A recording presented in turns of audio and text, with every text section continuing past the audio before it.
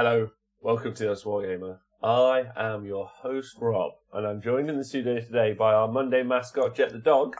Hi, Jet. I'll speak to you in the language you can understand. And Mr. Nathan Prescott, one of my favourite people in the whole wide world. Hi, Nate. Hello, how's it going? I'm great. Aaron Wilson, AOS, has already joined us in the chat on He's Twitch. keen. He's keen and he's ready. So I'll tell you about all the info and what we're going to have on today. Everyone in the Twitch chat needs to jump in live. Obviously, you podcasters, you're already like ready for the off. Yeah, they've like turned it on and they're like, "Wow, I'm a minute in. What info am I going to hear? What's it going to be?" So today's information that we're doing, the chats we're having is going to be. We've had an update to our now famous the Honest Wargamer stat machine for Age of Sigmar competitive events.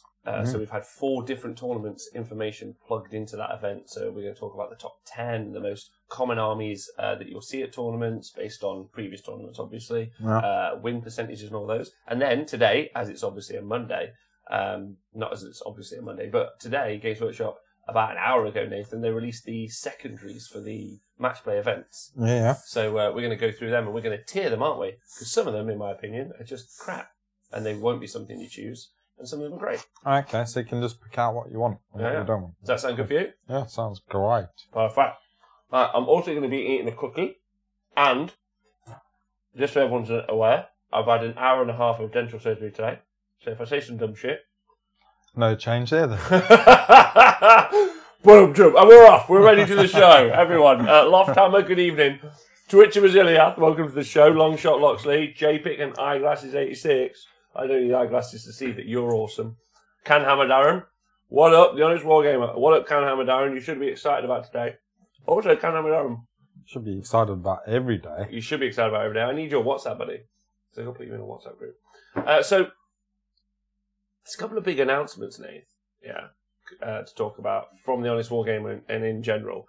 But I'd like to just say 2 things. First, I'm very excited about 2 particular events in the next 6 months for Age of Sigmar competitively and because obviously we're going.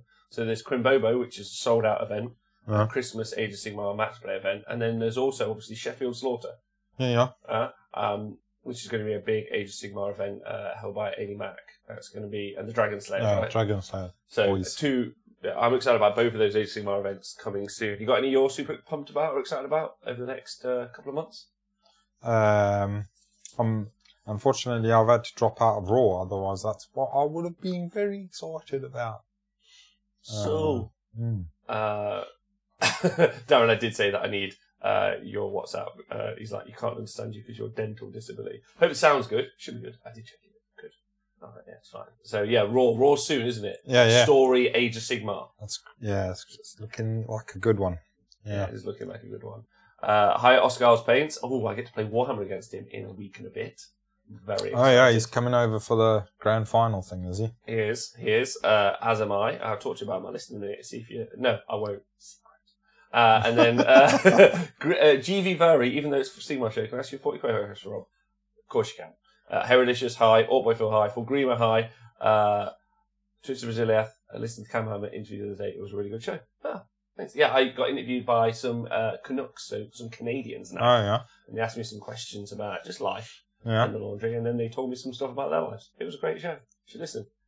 Cool. And I'm also interviewing, so this will be an offline show available to everyone on Patreon for a week or so. I'm also interviewing tomorrow the Heralds of War, and we're going to be talking about their sold-out event, which I'll talk about in a minute. But I'll be doing that after DJing again. That's my new thing now. If you're an international podcaster or studio person, what I'll do is I'll DJ to 3 in the morning, then I'll do the show with you. So I'm most relaxed.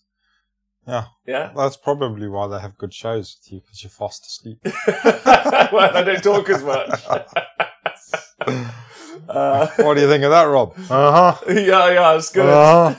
Hi, Coops. Hi, Heinrad. Hi, Hooked and Pin. Colonel Cabagello. Hi, LLV. Matty in Chains. Thanks for joining Twitch. So obviously this show, as always, is sponsored by everyone who's on Twitch and helping us run the show, and everyone on Patreon who subscribes, and just stuff like that.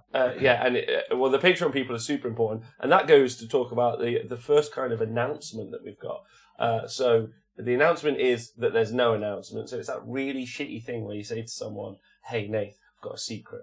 Like, "Oh my God, what secret is it?" And I'm like, "I can't tell you, it's a secret." And you're like, "You're a dick." But that's basically the announcement, is that Akron Bobo... You're a dick. Yeah, the first one is that I'm a dick. But I think people are already aware. Yeah, I think internationally... Yeah, but it's great to announce it. Yeah, I think also. So I'd like to officially announce my my running for Chief Dick of this year. But what... Because we have talked about it, you basically wake up and act like an arsehole. Yeah. We decided this earlier. Yeah, exactly. You say... you asked me if I woke up and thought about ways I could be a complete arsehole, and I just said, no, I don't need to think about it, just know. Just Wake up and I know. And then I enact upon those thoughts. So yeah, the announcement is that at Crimbobo there will be a big, and we'll try and drop some hints over the next few months, but there's going to be a big Honest Wargamer reveal at Crimbobo, which has been, the Patreon people have been, they've basically, I'm going to live on jam sandwiches for the next couple of months because they're paying for something. They actually don't know what they're paying for, ATM, but they are paying to sponsor the show, and the show is paying for something unique, which is probably, in my opinion, is going to change Age of Sigmar. Big reveal, huh? It's a big reveal. What do you think about that? So clearly he's not going to be either of ours two's penises. Well, if you're saving up your jam sandwich money, maybe getting some surgery done. Some enhancement. Some enhancement. Down at the body shop. Well, I reckon I can make that pot of peanut butter I've got last till next. You could probably just inject that into the right areas. Jobs are good. Yeah. So hello, WS10P, Colonel Cabbage. Tried that camera the first time today without realising you're on it. That was a surprise. I can't be asked to listen to Rob anymore. I'll try a different agency in my show. Buggeries here. Told me to tune in today because he was going to tell me about how Stormcast suck. Martin Orlando, yes. Rob finally comes out as a dick, shock face. Adequate Wargamer, thanks for subscribing for 9 months in a row. Last time I saw you was, I think, at Sheffield Slaughter. I wonder when we're next going to see you. Can't wait for Crimbobo. It is exciting. Hi, 80 Mac. Yeah, so that's the announcement. The announcement is there's going to be an announcement. I know that is such a Games Workshop thing to do, and I'm so sorry. Just consider it my ex-employee nature still seeping through. Yeah. But I know you know a little bit about it, Nate. If you're excited. Yes. Yeah, you think it's going to be a thing? Yeah. But let's level up the playing field, because I haven't asked you to give me your frank opinion, honest to God. Do you honestly think it's going to be a big deal? Yeah or no? It's okay if you don't. A bit I don't really listen to the show, Rob.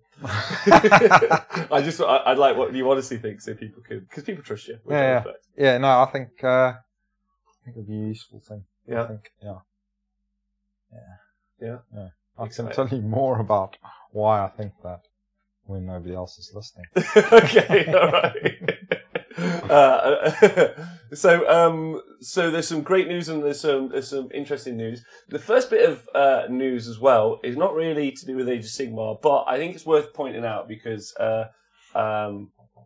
it's a bit of a heavy subject, so I'll rifle through it quickly. But there's a fellow that makes 40k content called Stephen Pardo, and he runs SN Battle Reports. Which is, and they do this very special thing where over in Gibraltar they invite people over for a special event. It's a really cool thing. I think he's really nice. He does some great stuff. But unfortunately, he had in his local community, and a close personal friend of his took his own life recently. Really quite sad. But he was also a war gamer, and he was and he's messaged he's done a GoFundMe, which is something I'll include in the link below. And he's just said, to remind everyone that if you're ever feeling low or not feeling great, you should find someone to talk to, and you should talk to them. That's basically it. I had a pretty tough year this year for me personally, and I've been lucky to have friends like Nathan and a bunch of other people in my life who've been wonderful, and I've never been that way inclined. But at the same time, just having a support network of great friends is always important. So if you listen to the show and you're feeling like you're in a tough spot, talk to your friends. And if you've got no friends, then talk to some professionals, and if you've got no professionals, then you can talk to me and Nathan. But as advertised, I'm a dick and he's an arsehole, so... But worth noting and talking about, right? Because sometimes we don't talk about those things. So I just thought I'd bring that up. Sorry about that. But yeah, it was always worth I think it was very. He obviously has had a tough time, so I just wanted him to have know that we're out there and supporting him, and that there's people around the world. So, and if you're out there having a tough time, talk to someone. Yeah. There's loads of people. Yeah. Willing to talk. So yeah, there's there are some bonuses to this old social media malarkey. There so is. if you can find a computer machine then and figure out how those buttons work, then you're into you. There's that way, or else get down the pub with us and we'll have a chat with you. Exactly. And there's also Discord. And if you ever want to feel like you're never alone, join any of the Age of Sigmar WhatsApp groups. Yeah. Yeah. That's it. Yeah. So one of sometimes I look at my phone and I think, nope, that's not for me today. That's too much info.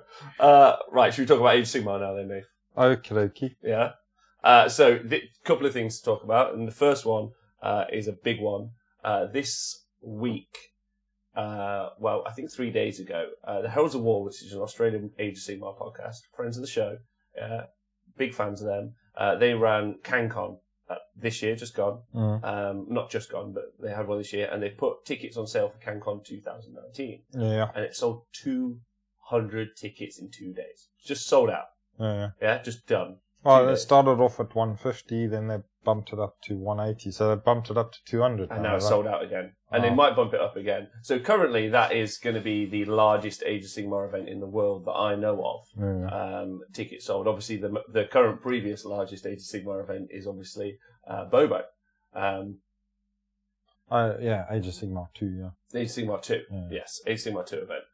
So that's, and I've got to say that, you've got the home country, England, with Games Workshop in it, and it's taken someone like John Green to make a large Age of Sigmar 2 event. I don't think there's any bigger, was there? I was just trying to think. I thought there was a bigger one after that. What was? Remember? Maybe there was a bigger one. Yeah. But I think also they've had a bigger one. Haven't they had a big one in the States? How many was that? Nova. Oh, yes, Nova. Yes, potentially. Yeah. It might have been Nova, maybe. But, and this is really important, either way, so it might be Nova, and I'm not trying to be disambiguous, and if I have missed one out, also massive apologies. But to say that it's the group of people who have to pay the most for the hobby in the world, we could talk about how much money you earn, how much money you don't earn. They've got miles to travel, because it's massive. They've got quite a not disparate population, but they're spread out. Yeah, the population density is quite low. They're all diluted by lager. Yes. Bobo is currently the biggest, actually, according to LV, who's our stat generation machine. So I appreciate that. Oh, no, yes. No, Chris Tomlin. Oh, brilliant. I'm really excited. Chris Tomlin's in the chat. Oh, yeah, Blackout had 94. Yeah, Thank you, Chris Tomlin. There's going to be a portion of our show today dedicated to specifically Chris Tomlin and Chris Tomlin only. And I did mention to Chris Tomlin a few months ago, I tweeted him, I messaged him and I said, Chris, did you want to come on the show? And it looks like the fact that he's here chatting in the chat means he wants to come on the show and talk to us now. Yeah. Would you be excited to have him on there? I would definitely like to have some words with that fella. But the fact that the Australian guys have sold 200 tickets, just like that, just boom, 200 tickets, 2 days. That's incredible, right? Yeah. So next year, you're looking at probably a 200-person event from Bobo. You're probably looking at a 200-person event at CanCon. You're probably looking at, I imagine Chris is going to run an event similar to Blackout Size or possibly bigger. Yeah. So you're talking that like Age of Sigmar now as competitive tournament events is pushing 100 to 200 people now around the world. And like there's Nova, there's LVO, there's a bunch of other events. South Coast and all of them South ones Coast, as well. yes, as well. So like, I mean, this is really exciting, right? Yeah. But I think the Australian guys deserve their kind of moment in the sun here. Definitely. Because they've grown that themselves as well. They've had no Games Workshop support. They've had no live stream team. They've had no like community push. It's just all done off their own backs, their community, their hard work, and I think that's massive. Because England and America have had loads of help from like the company. Yeah. Realistically. I guess so. Massive shout out to those guys. And talking about live streaming, they set up a GoFundMe to fly us over, Nath. Yeah? So we can live stream for them. Well, oh, the Australian dudes. The Australians have the Heralds of War guys. So I think that's going to be one of the. That's going to be a nice trip for That's you. good. So I want to say a massive shout out to those guys. I'd love to go over. So that's looking like it's going to be really fun. And even if the GoFundMe doesn't end up working, I'm going to try and do it myself. Find some way, because I'm pretty certain I can live stream it with a couple of laptops and some graft. Plus, I'm not scared of drop bears anymore, and that's important. What about kookaburras? Kookaburras. Yeah. I'm scared to death of kookaburras. But I think the magpies are the thing over there. What? Magpies. Yes. Oh, yeah. What, ripping your face off? Yeah. Yeah. Well, apparently, if you listen to Dispossessed Dan, then they're just terrified, right? Like, it sounds like they're the top of the predatory thingamajiggy. They're the top predator in Australia. They are. Fuck them crocodiles and shit like that. Watch out for them magpies. Yeah, just be careful. Also, Canham and Darren definitely flying you guys out for CCB 2019. So next year, Nathan, we might be doing Australia, America, and Canada. So that'll be a good Honest Wargamer coverage. And the live streaming from the Honest Wargamer is going to be pumped up next year. Canhammer, Darren, that would be great, by the way, to go out there. So we should be internationally live streaming gaming tournaments. Wow. So you are going to you might have to buy that suit jacket we talked about and the suit trousers. Nah, there's tables in all them countries. I'll be fine. There's nothing below. Kilts below, suit jackets above, suits below. Yeah. All right. Right. So that's all really exciting. I can't tell you how pumped I am, and any support. But to quote Pano, big shout out to Pano, one of our earliest guests on the Honest Wargamer, big corn player, really nice dude, terrible hair. But to quote Pano, he's like, why the fuck does Rob get to go places? He only does a show. And that's fair as well. So if you don't think we deserve to go anywhere, then fine. Send Pano. Yeah, send Pano. Yeah. I mean, you'll get a lot less information, but it'll be loud and you won't need to mic him up, which is key. Yeah. Yeah. Also, Pano, if you're listening, I love you. Yeah. Right. So 200 tickets, but that's CanCon. If you're not Heralds of War, I'll include the information in the show notes. So CanCon, Heralds of War. Go check it out. If you want to go over to Australia, play with those guys. You can't, sold out, but they might buy it. What's the name of the Canadian one? CCB. CCCB. CCB. Yeah. Yeah, CCB. CCB. So the Canadian one is CCB. Happy with that? Yeah, what does it stand for? It stands for CCB. CCB. Right. Next up is Capital City Bloodbath. Oh, cool. Yeah. Why are you always pushing me? Why are you always pushing my buttons? Yeah. I was just curious. I was like, it's like somebody's trying to read out the alphabet and they've got a stutter. Adi Mac, obviously, Adi Mac, don't worry, we all talked about Sheffield Slaughter. So we're also going to be live covering Sheffield Slaughter, we hope. We'll be doing something at Sheffield Slaughter. Depends on the internet in Yorkshire. It depends on the internet in Yorkshire. It does. And obviously there's Crimbobo and Bobo next year. So potentially 4 or 5 events already for us next year, Nate. It's big, right? Yeah. Yeah? You excited? Yeah. Yeah? You have to learn some things. I've got a book. Where's that book I'm reading? Look at this. Look at this book, dudes. It's wargaming. I'm learning to read. Anyway, also in Australia this weekend, Hot Goss, was, I don't know if it was the Sydney GT, run by, find him on Facebook, on Twitter, AOS Coach. He's also got a YouTube channel. Sydney GT this weekend. It was heavily soft scored, but looked like it was a really fun and great event. It was won by, and this is really cool, the Angry Wargamer. Cool. With Daughters of Cain. His actual name is Hayden Walker. So he has to be our hero of the week. Yeah. Hayden Walker. Angry man. Angry man. Also great Twitter handle, the Angry Wargamer. Angry Wargamer. I also like it if he's just like really chill. It's just really nice. And then in third was Chris Top with the Maggotkin and Nurgle. And then third was Stormcast Eternals with David Kerr. Cool. Yeah. Good job. Yeah, good job. Yeah. Let me just check my show notes. But there were some interesting things that came up with the Sydney GT, and I'm sure if you listen to AOS Coach or any of the Australian podcasts, they'll have some more info for you. But there was the death players at Sydney GT were actually Tomb Kings. Oh yeah. Right, and one of whom has been someone we've interviewed on the show, Dan Brewer. Yeah, who's playing with Skaven. When we last interviewed him, he was currently number 1 in the rankings for Australia. Sorry. And he went 4-1 with Tomb Kings. Oh, cool. They're still Still a thing. What about them fellas? Still a thing. In Australia. What does everyone in the Twitch chat think of that? Evening Felonious Skunk. You should come to Sigmas in Cheltenham this year. Sigmas? That sounds great. Let's go there. There's an event. We should go there, Nate. Oh, maybe we get to play in one of them. Yorkshire invented the internet. I don't think shouting really loud at each other is inventing the internet, Edie. I'm so sorry.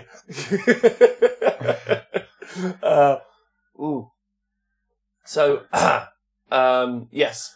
Tomb Kings. How do you feel about Tomb Kings coming back? Don't know. Not that excited, to be honest. No? No. Well, it's just because everything else is... I mean, it's cool if people want to play with those models. They were cool and everything. Thankfully, Jonathan's not here because he's so against compendium armies. Yeah, I mean, I don't mind playing against compendium armies because, you know, they are what they are. They're an army, yeah. It's fine. But, I like to play against everything, to be honest. So I don't give a shit. Couldn't agree with you more. I'm going to ask you a question before we get on any further. In a minute. Then there was also one Order Serpentis player at the Sydney GT. Legend. And one Tamrakhan player. Fucking bravest man on the world. I feel like this is the Tamrakhan player. I feel he's put his army case on his back, yeah, zipped it up, and he's put like his machete into his pouch, yeah, right? And then he's donned his hat and he's got his water canteen. And he's done like, what do they do? What do the Aboriginals in Australia do? They do like the walk, or they do... I go on a walkabout. The walkabout. He's done the walkabout for like 80 days with his army. Yeah. Defeated drop bears, magpie hordes, kangaroo fighting wallabies, the whole business. Yeah. Finally turned up at the Sydney GT, put his Tamrakhan army down, stared someone in the eyes and gone, go on. Fucking, I dare you, fight me. Yeah? Right? Because that army is shit. Right? And I am so proud. So I don't know the name of the Tamrakhan player, but two things are great about that. Number one, that he did it. So and it might be she, so he or she, congratulations. Yeah. Second up, and this is really big, it also made LLV have to change all of his stat sheets. So worth doing, if not just to annoy LLV, right? Hi, James161, a bunch of numbers. First time in the chat, loving the show. Thanks very much. And if you are listening to the podcast or watching on Facebook or YouTube, join us on the Twitch chat. That's where we'll be taking questions. But also, just make sure you join us live because we like hearing your thoughts and prayers. Yeah.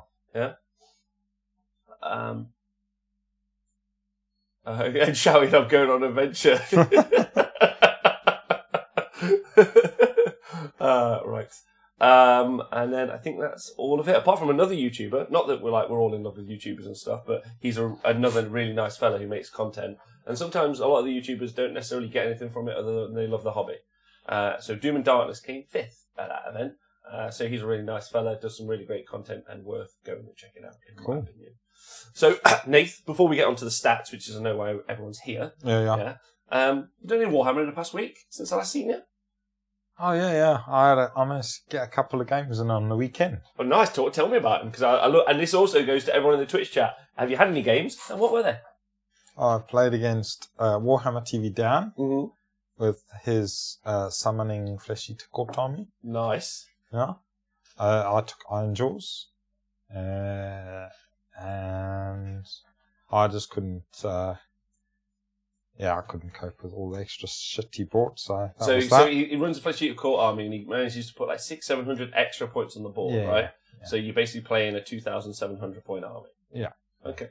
Do you think maybe if you could Alpha Strike that off early doors, that would be it? Because he can't make a 1-drop army. Yeah. I guess if I had a different list, I mean, so the list I took was particularly not competitive list. It was just no battalions, just some bodies on the board, Ale Guzzler as well, Gargant for that -3. That -3. Headbutt. Just headbutting through units. Yeah, we got this. So I think, obviously, I think if I'd taken like the Blood Tooths or something like that, I probably could have pushed him through, pushed through his army and probably made it a bit more of a game. Because like you say, if you can get to those dragons early, then you're probably onto a winner. Summoning is fine. Yeah. And then So yeah, the stuff I just had some units of Ard Boys, a couple of units of Brutes, no formation. I had a Fungoid Cave Shaman, an Ale Guzzler, that sort of stuff. So it was just a fun list. Yeah. And yeah, it was just a fun game, so I was alright with that. Then I managed to get a game in against Martin Orlando and his... just after I played him? Yeah. His Stormcast. And again, I managed to get quite high up on points, but I think at the end he managed to table me and score the last round. So we ended up drawed out on points. So he would have had the minor victory, I think. I think so. I think that's how it worked. Lovely army, isn't it? Yeah, very nice. So, lovely army. Yeah. Yeah, it was good. Okay, so let's see what the guys in the chat are saying. I also want to say a big shout out to Hook and Pin, who donated 500 bits to the show. I just want to say thank you. I didn't miss that, I promise. I just cool. You got to play against Martin on Saturday as well. Yeah, I did. I specifically, like, that was the whole purpose of my trip to Warhammer that day, was just a single game against Martin, because the project we're working on is taking up a huge volume of my time. Yeah. But managed to get a game in, really fun. And then were you trying out your So I was trying out army my heat, for the heat for the final. I mean, yeah, trying out my list for the heat final. So again, obviously Legion of Asgore. I've changed 140. Now we're getting into that refinement stage, right? I've played like maybe 5 to 10 games now. No, that's probably 8 games, I think. Yeah. I'm getting into that refinement stage. Like playing you last Monday on the show was like a huge little learning thing for me, and I've started to go along. So from last time I played, I had a unit of Sword and Board Chaos Dwarves, 240 points for 30 wounds with a 4-up save. Yeah, not bad. Really good. Really good. I've switched it over to 35 glaives for 300 points. So for 60 extra points, I get a bunch of shooting. Still my battle line, still good. But it allows me to do this thing called... shooting. Shooting. But most importantly, attacking in line. So if I'm not fighting, which they're comparably as good at fighting, not really, but comparably really, because you can't really buff them in any way, I can still always do the shooting. But it means I get to add on, because previously I was attacking in line with the magma cannons and doing some fighting with Kadai, let's say, or the sword and board guys. Whereas now I can do... You can bring more of your army into that line. All the time, yeah. So like I can do 2 magic spells into it, a bunch of shooting into it, combat into it, all in that same like path of attack. Focused area, yeah. And that was learning something from playing you, which was massive, and changed up. So I now got 75 glaives to do over the next 2 weeks. But it was a bit... Martin dropped down with 3 of the evocators on Dracoline. Yeah. Failed his 9-inch rerollable charge, and he put like a couple of command points on it so that they had a bunch of attacks. But they were only going to hit my Kadai Fireball anyway, which I was fine with. Yeah. But he failed the charge. And then I rolled 1 unit of 35 glaives who on natural 6s do mortal wounds, and I rolled 11 6s. Yeah, I just did 11 mortal wounds, and he was like, "What the hell?" But then the next 30 I only rolled 2, which is about average. Well, it's not about average; it's not too bad. But then big shout out also to my Bull Centaur Torok. So 60, so slightly over average for all 60 of them. But yeah. And then big shout out to my Bull Centaur Torok, who combined with the 40 points I've changed, I've dropped a Magma Cannon, who does possibly at 24 inches, somewhere between 2 and 6 mortal wounds, depending on what I'm shooting at, which is really good. But I've changed it for a Demon Smith, so a wizard, who's got a mortal wound shooting attack, and Geminids. So now what I'm doing is I'm casting Geminids through a unit. I'm using my own special law spell, or their spell, Demon Smith spell, which is Ash Storm, so another -1 to hit on a unit. And then if my Bull Centaur Torok wants to go in and fight stuff, because he's grotesque, that's his command trait. So basically, because he's an ugly fuck, he's -1 to hit. So he can be fighting units on his own at -3 to hit. And that's just... So I'm planning on like locking down a unit in one place. So I will see. I'll see. I don't know if I'll get any more practice games in before the final. And I don't think I'm going to win it, because I think Chaos Dwarves can only really win 3. But I think it will definitely shock some people. And also people won't know what the fuck any of it does, which is key. Because I think they'll make the wrong decisions on what to attack. Yeah. I mean, yeah. Because what I want them to attack is... Or secret. that's a different thing. Themselves in the back of the head. In the face. Yeah. But playing Martin was really cool. It was really fun. We just talked. He told me loads about New York, New Jersey. He hates being from New Jersey. He's not really from New Jersey. He's from New York. It was just a really fun time. His army was beautiful. We just had a laugh. It was really cool. Really enjoyed it. And I kept trying to convince him to take the Everblaze Comet as much as I hate it. I was like, look, you've got to put it in your army list. I think it's great. So it was really fun. It was really fun playing someone all the way who travelled all the way over just to play some games. Yeah. So, came over from the States to play some games. Yeah. So that's really cool of him.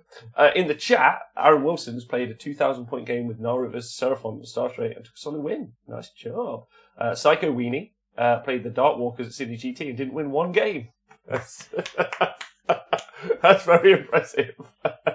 Synchronized, I played the Fellas Brass Stampede versus my Sylvaneth. Ended up beating him on objectives, but damn, the mortal wound output on them is like a meat grinder. Oh, okay. Cloud Runner played my first game of AOS 2 this week. Stormcast vs. First game? Man, good job, Cloud Runner. Star Orbancast versus Nighthawk. Found out just how good evocators are. And then he did this emoji. And has made me want to play more. Finding out one of your units is really bent has made you want to play more Warhammer. You are a wargamer. Welcome to the team. Summoning is apparently fine. I've met him. He's a great guy. Chris Froston, shout out to the Bull Centaur, the ugly Bull Centaur. Hi, Velatron. This weekend I actually played Warhammer Champions. Not too bad. All right. Okay. All right. So, Nathan, you play any more games? That's all I've played. I think that's it. Yeah. That's pretty much it. Good. All right. I think that's all we talked about. That I'm doing some hobby. Doing any hobby anything? I know some people hate the preamble section. Yeah. Fuck you. Fuck you guys.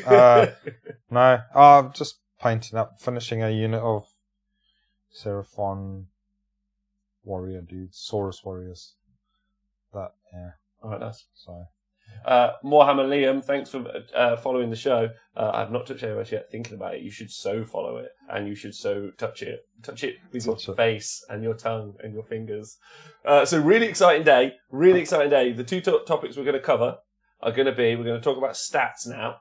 So there's an amazing gentleman called LLV in our Discord and our chat and on Twitter who generates a bunch of Age of Sigmar stats. So as far as I know, these are the most comprehensive stats in the world. Hi, Chuckabutty TV, about Age of Sigmar at tournaments. Yeah. Right? So we're going to be covering that. And then after that, we're going to be talking about the secondary objectives which Games Workshop have just introduced today. Yeah. And then me and Nathan are going to try and tier them because some of them are probably just you wouldn't pick them. Some are harder to do than others. And then why would you pick an harder to do one? Yeah, do the easy stuff. Yeah, just make it easy for yourself. Any of you guys doing Armies on Parade? I won't be doing Armies on Parade, unfortunately. Will the Jonathan Orc show off his cocky logo? I don't know what that means. What's that?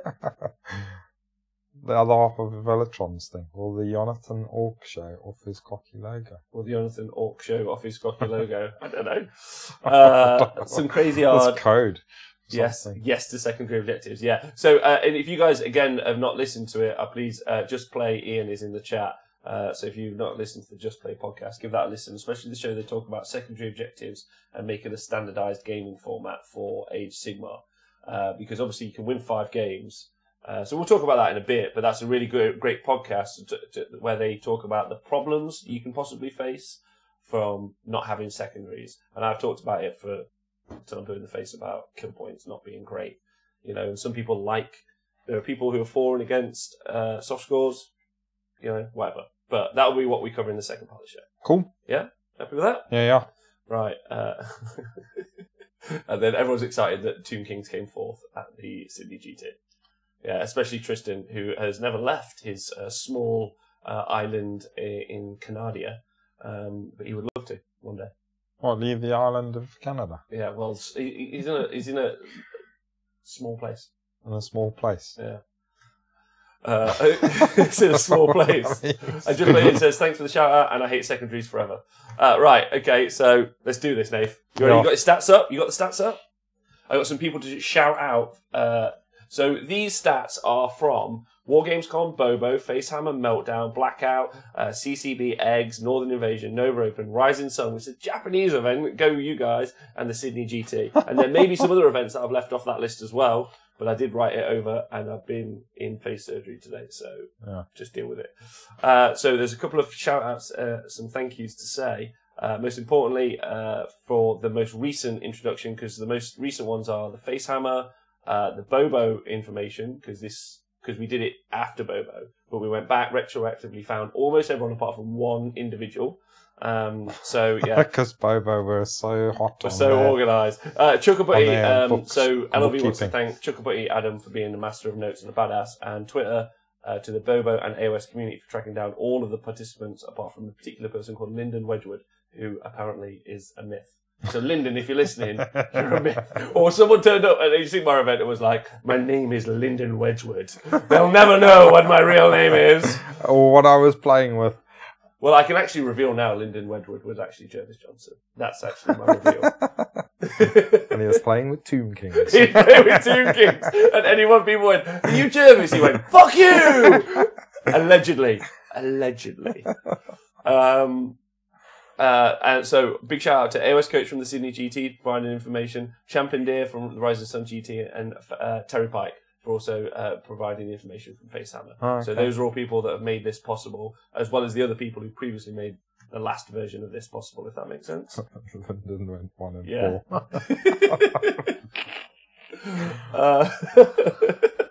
What do you say? Lyndon went 1 and 4, so he must say he won a game.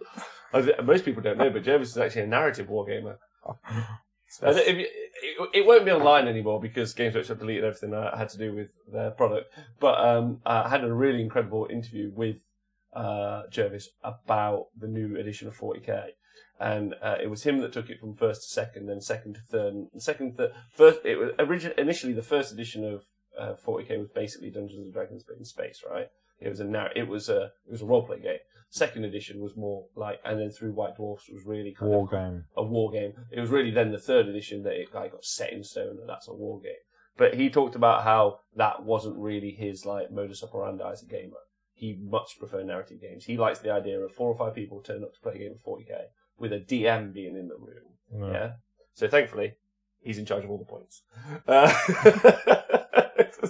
Good old Lyndon. Good old Lyndon. He shall be, from this point on, be known as Lyndon. Right. So those are all the events that they've come from, and there's a couple of standout bits of information before we go and look at the stats, and that's a couple of things. Number one, a big shout out to Dan Ford, because he's basically propping up the Blades of Corn faction in all of these stats. He's a weird outlier when it comes to information. He at least goes 4-1, so he wins 4 and loses 1 game at every event he attends. So big shout out to Dan Ford on basically keeping an entire faction's numbers artificially higher than they should be. So which spreadsheet? Also, you know, Nath, you know how there are loads of like WhatsApp groups for like, there's the Moon Clan WhatsApp group and the Stormcast one. I would like it if all of those WhatsApp groups like collabed, like, and they were like, let's get Dan to play our army, and then just like pump their faction stats up, right? That would make me laugh a lot. Lyndon is the new meme, right? Okay, and if you're out there listening, you want to ask any questions, just drop them in the chat. If you're on YouTube or Facebook, you want to drop them in the chat, just please let us know. You know, we'll try and get to them when we can. So you got the document knife. Which one we're looking at? Well, Breakdowns. the breakdown sorted by percentage first is the first one. Breakdown. Also, if you get the chance to watch it on Netflix, great show. So there's a couple of really interesting pieces. So you guys can't see this because what I'm going to do tomorrow is I'm going to make. So this is Monday we're recording. I'm going to be making an infographic and a more condensed, shortened video, like one of those ones that I make viral, and then like we paste it on loads of like Facebook groups and people are like, oh, that dickhead again, you know, and then hopefully more people can watch the show and we all have this really healthy conversation about what's good and what's not good. Yeah. Oh, So seen one of those on Pornhub. You're the guy that comments on Pornhub things. That's it. That's how I get all my wargaming information. It's like a flash there. Really? Right. So you guys won't be seeing it. So me and Nathan will be reading them out, and we will have these up and posted up because loads of people love this information. So, and I want to once again say a massive thank you to LLV who put all this information together. He's got some great behind the scenes plans, as do we with our big project in the future. So, I'm sure you can all guess, but there's a couple of stats that we're initially going to talk about, and that is their meta percentage, right? So that is the percentage of armies that appear across all these events. Now, don't forget, this isn't one event we're talking about now. We're talking about 8 or 9 events. And there probably is some sort of cumulative stat for how many. I think it's 685 games. Cool. Yeah, I think is the basic stat.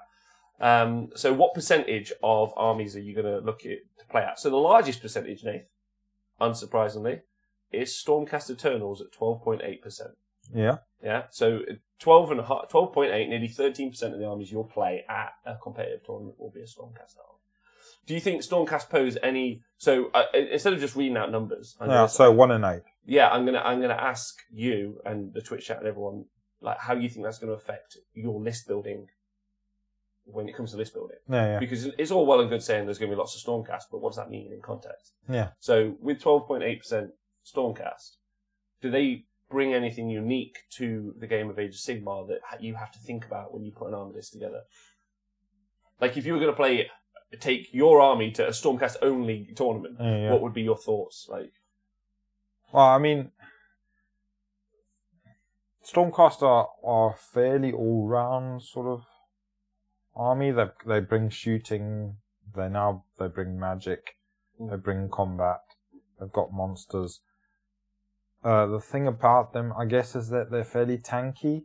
They've got pretty good armor saves. So you want something that can go through armor. So you're looking for mortal wounds or higher end, really. I'd say that's the key. I'd say they're the best armored army in the game. But then the counterpoint to that is obviously Nighthaunt. Like you bring Rend or mortal wounds to deal with Stormcast, but then similarly, the issue you have is that the mortal wounds will work on Nighthaunt, but the Rend won't. Yeah. So it's interesting to think about, right? Yeah, also, Chris Tomlin wants to know if you're drinking out of a plastic cup. I am indeed drinking out of a plastic cup. I can't believe we got the guy from the Black Sun watching. That's pretty cool. Yeah. He's a good guy. We've also got fucking 80 Mike. There's just some amazing people. OJ, whoever that is. Oh, I know who OJ is. All right, yeah. He's watching. This is just fun. So 11 events, 1,770 matches is the actual stats. Yeah. 685 participants. 685, okay. Yeah, cool. I mean, the other thing about Stormcast is obviously they've got that deep striking mechanic as well. So, they have the ability to attack from anywhere on the board or redeploy. So, chaff is important. So, whoever said chaff, that is right. Yeah. So, being able to deal with armor, and I think Nathan's right. The crazy deployment methodology, the deep striking, so dropping outside of 9 inches, being able to reroll charges, having great combat units. They've just got so much, and is what you're most likely to experience, right? Yeah. Rob, loved your appearance on Life After the Cover Save. Thanks very much, Ghost Valley. Those guys are great to talk to. Nathan, you would love their podcast. It's a 40k Life one. After Cover Save. Life After the Cover Save. I'm going to send it. Sounds great. Just like the title. I'm in. Oh wait, it's actually 717 wins. 770 wins. 3,500 matches. Oh, okay. Is what this stats is from. Right. Okay. So Stormcast, that's covered. But their win rate. Now this is important for the Stormcast. Is only 52%. So only win, while they're the most popular faction that are there, they only win half the games. But that makes sense because probably the skill level of people who pick up, in my opinion, this is not meant to be rude, the skill level of people who pick up Stormcast will probably be weighted towards new players because when they go into a Games Workshop, you'll get a lot of beginners pick them up. Yeah, I would have thought so. They are a good army for beginners. Mm-hmm. So yeah. Mm-hmm. Yeah, definitely. Well, they're not a good army for beginners because they've got 52% win rate. I'm just saying they're more popular between winners. Well, I think beginners are probably going to lose a lot of games. Yeah, exactly. We're going to take them noobs So that's really interesting. And showing the ropes. However, the second most popular grouping, which is so different to a year ago, if we would possibly make those stats there, is Legions and Nagash, 11.4%, so 12%. So literally only 1% behind Stormcast Eternals. Yeah. So yeah, they're going to be there, and they're going to be there heavily in attendance, and they have a 60% win rate. Yeah, so they're there a little bit less than the Stormcast players, but they win more. What do you think? Do you think they bring anything to the game that the other factions don't do? Well, Nagash, yeah. He's a big motherfucker. So, yeah, they bring him. So, I mean, I think you'll find... it'd be interesting. I wonder how many of those Legion of Nagash armies actually had Nagash. Because he is a big thing on the table. And some armies just can't seem to cope with him. Mm-hmm. Then, so what else have we got? So basically it's the undeath guys. So that's the ones with all the grave sites and everything. Yeah. So it's also a thing to talk about with that is obviously that is the Legions of Nagash is almost a Grand Alliance all on its own. Yeah. You know, you're talking about there's the Nagash, so then you're taking you've got Legions of Nagash, and then you've got 9 Taunts, Flesh Eater Courts, and then the Undead. I doubt many people will just play the Undead as they are. Then there's a couple of other smaller ones, aren't there? There's the I can't even remember. What, Legions of Sacrament? Yeah, Legion of Blood, Legion of Night. Yeah, aren't they all? I think they're all lumped under this Legion. Yeah, they're all in our stats. stats. In our stats, they're all lumped under the same banner. Yeah. So that maybe points out. But if you own a Vampire Lord and Zombie Dragon, right? Yeah, and you've got the Legions and the Gash Battletome. Yeah, like sometimes one tournament you're playing it as X, one tournament you're playing it as Y, and I would say it's more like taking battalions for their bonuses, or taking the different kind of they're not called covens. What is it that the Daughters of Cain have? Temples. Yeah, it's like more like having the different temples, in my opinion, and that's why you're seeing like that big stat for them there. And even then, like you talking about Nighthorn, loads of people are going, look, Grimghast Reapers are really, really good, but I prefer them in the Legion and the Gash army. Yeah. So, people have cherry picking from other factions in Death as well, and sticking in the Legion and the Gash army. So that's why you're seeing such a big percentage. But what do they do that other armies don't do? Yeah, so I think, and the reason why they've got quite a better than average win rate is because they're particularly good at objective play with their healing mechanics and stuff like that. So yeah, for me, I'd say if I knew I was playing only Death armies as an example, I would make sure that I could bring to bear enough firepower to always kill a thing, because you can't play a game of attrition with a Death army because they win that most of the time. Yeah, especially with the grave sites, especially with healing. Vampire Lord and Zombie Dragon is just frustrating. You take him down to like 3 or 4 wounds left, and he gets D6 back and just rolls a 6 like a guy, and then he fights a few things in combat and he kills something. Like, it's just something you need to be aware of. You've got to have some units, or have the ability to bring all your units into a single place to nuke a point. Yeah, but at the same time, you've got to be aware of their summoning mechanics, so they can bring units back that have died. So entire units. So I agree. You've got to be able to delete units, but then at the same time, you need to be able to delete their heroes. They still rely a hell of a lot on the heroes. So if you've got, and I think we will see the Stormcast come around again once people, because at the moment a lot of people are focusing on combat, and I think we're going to have to see a return to a bit of shooting as people try and deal with the death. And one of the best ways is to get rid of those heroes, and then you can start chowing your way through their hordes of dudes. But it's getting at the heroes, which are behind those dudes. That's the puzzle to unlock, I think.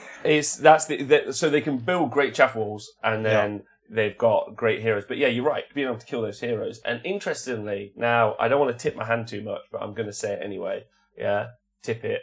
I think shooting's back. In your army, it is. Well, I think shooting's just back because, like, so Sylvaneth are like not overly the most popular necessarily because of some other mechanics. Yeah. And Nagash doesn't get that -1 to hit because because from lookouts. Yeah. You know, personally, maybe this is me talking about it. I think maybe shooting's back. Maybe what accidentally happened is everyone took too much. But we'll talk about that. Maybe not. Yeah. Maybe. Well, we'll see. But, yeah. I mean, at the moment, the armies that are doing well, we'll see at the stats. But yeah, obviously, there's some armies that are geared towards just punching people in the face. So your Daughters of Cain, your Idoneth are particularly good at that. Iron Jaws, obviously, stuff like that. So, even Nighthaunt, it's a combat army. It's not really a shooting army. It's all fighting. So, so yeah, I do think, for instance, the 2 games that I played over the weekend, looking back at it, I thought, well, how would my Dispossessed do against those 2 armies that I fought against? And I think in both of those cases, my Dispossessed actually would have had the upper hand. So, and that's just because shooting is still a thing. Very much. I think if nothing else, I personally think it's making a combat. LV wants to be able to show the stats for this table, so maybe John's going to quickly make that as an image for me. I might be able to do that for you guys while we're live. I was going to do it in a kind of more condensed and intense, like After Effects video tomorrow, but we'll see. Okay. So I think shooting might be the answer to that, but I suppose the big winner to talk about here again, and I'm sure everyone's aware, is the lowest, not the lowest, but if you're talking about it, with only 5.3% of the meta. So if you go to a tournament, about 5% of the armies are going to be a Daughters of Cain army. So about half of the legions in the Gash sort of thing. Yes. Yeah. Or there'll be 2 Stormcast armies for every Daughters of Cain. No, almost 3. Two and a half. Yeah.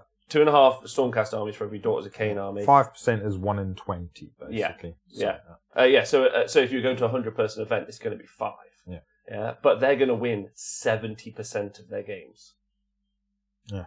That's just outstanding.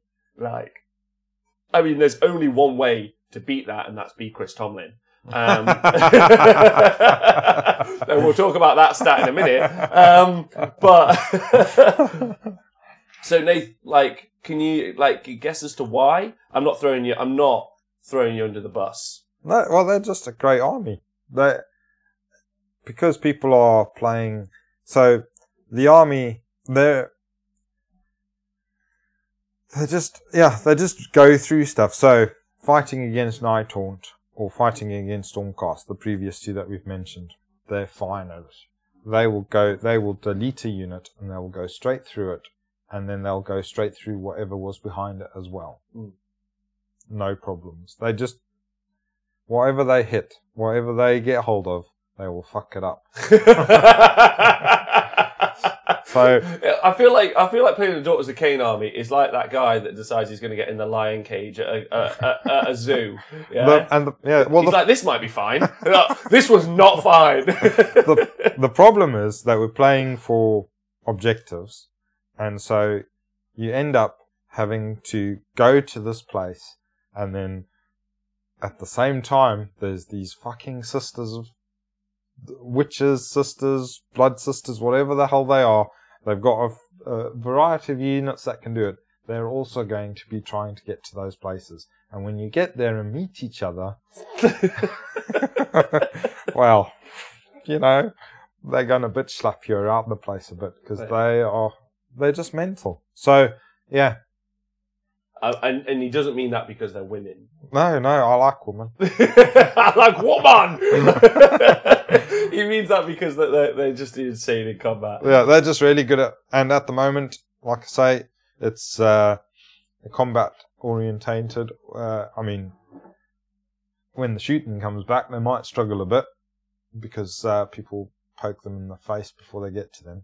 But, yeah, it's a combat orientated around objectives. So, yeah, they're going to love it. Yeah. 100%. So knowing that you're going to go to a tournament where there's going to be loads of Daughters of Cain, in my opinion, I can't fight them. Like, if we're talking Legions and Nagash, I can't fight them. Like, maybe if I hit them with Kadai, I could maybe kill a unit. Oh, with your Legions of Asgore, yeah. Yeah, with my Legions of Asgore. Like, maybe if I hit them with that, like, talking about my army, like, talking about your armies, what do you think? Like... No, I think your army can beat them. Your army, your new iteration of your Legion. Oh, yeah, that can, but that's different, because what I'm saying is I can't fight it. Oh, yeah, you don't, but... So, like, you've got to pick your fights with them. Yeah. So you've got to... Don't get stuck in the middle of them, because, okay, you might take out a unit, but then you've got loads of angry females that are going to sort you out straight away. Why did they have to make the most competitive army also an army full of ladies? So it's really hard not to make lady-based jokes. Yeah? Yeah.